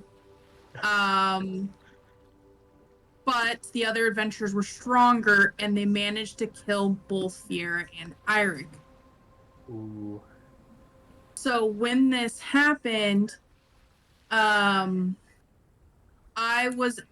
Calix appeared to me and offered to bring me to another reality where my friends were still alive. Oh. Tricky. What? God dang it. So I was half right. Yeah. It was another aria. It was indeed. So I I had was the wrong on the memory- way. So I had the memories of that initial, so the other aria, and then I had the Right. memories of that you guys knew. Interesting. So it was very interesting. So that's what Yeah. Arya meant when she said it worked. Oh. You guys Ah, were here. I thought you guys switched, but then the original Arya came back through some finicky stuff, but nope. Nope. Nope. And that's why- That's insane. And that's why the inside checks What? didn't really reveal anything because it was still Aria. Right. And yeah, only her emotions were a bit different, which is why I said. Oh, that's cool. Oh, God, I hate my- Calyx so much. Yeah, and the cost she didn't knew she paid was her life. Oh my gosh. Oh, so did the... No, she was still be marked. Never mind. Yep. Yeah, yeah. Okay. Wow. Crazy. Whoops. Yeah. That's why you don't make Yep. deal with... So Arya had made a deal with Calyx to get her friends back. Oh, yeah, it makes sense that Arya wouldn't have known about the spell either. Tricky, tricky. Yeah, and it Oh my gosh. also makes so much sense that she now has died because it was part of the deal, and So she would have died eventually, anyways. yes, but you could have perhaps prevented that from happening if you did something. But Just kill Calyx. for Yeah, if we example, got to Calyx first. Jeez, um, interesting. yeah, and it's So that was the price Arya paid for her Oh. loyalty to her friends. Yeah, that makes sense. She didn't want to live in a world where they didn't exist. Oh my god. Too many emotions tonight. Mm. yeah. This was really a roller coaster for sure. Mostly just downs, but you know what they say, the drop is what is most fun about a roller coaster, so there you go. Yeah, that was a session. Oof. I look forward to watching the rest of it. Mm, Oh man. yeah. Oh yeah. Yeah. Yeah. Now you need to take 3 levels of rogue so you can become a soul knife rogue and use Arya's ring. Yes, that's the only way to use it. Because you have to be a soul knife rogue to attune to it. Ooh, boy. No, Luck. it's for what's it called? A memoir is what it is. To remember her forever. Yeah. I am not triple multi-classing. That also would be a very weird multi-class to just randomly go into a Yeah. Sonic Just Rock. to go into rogue.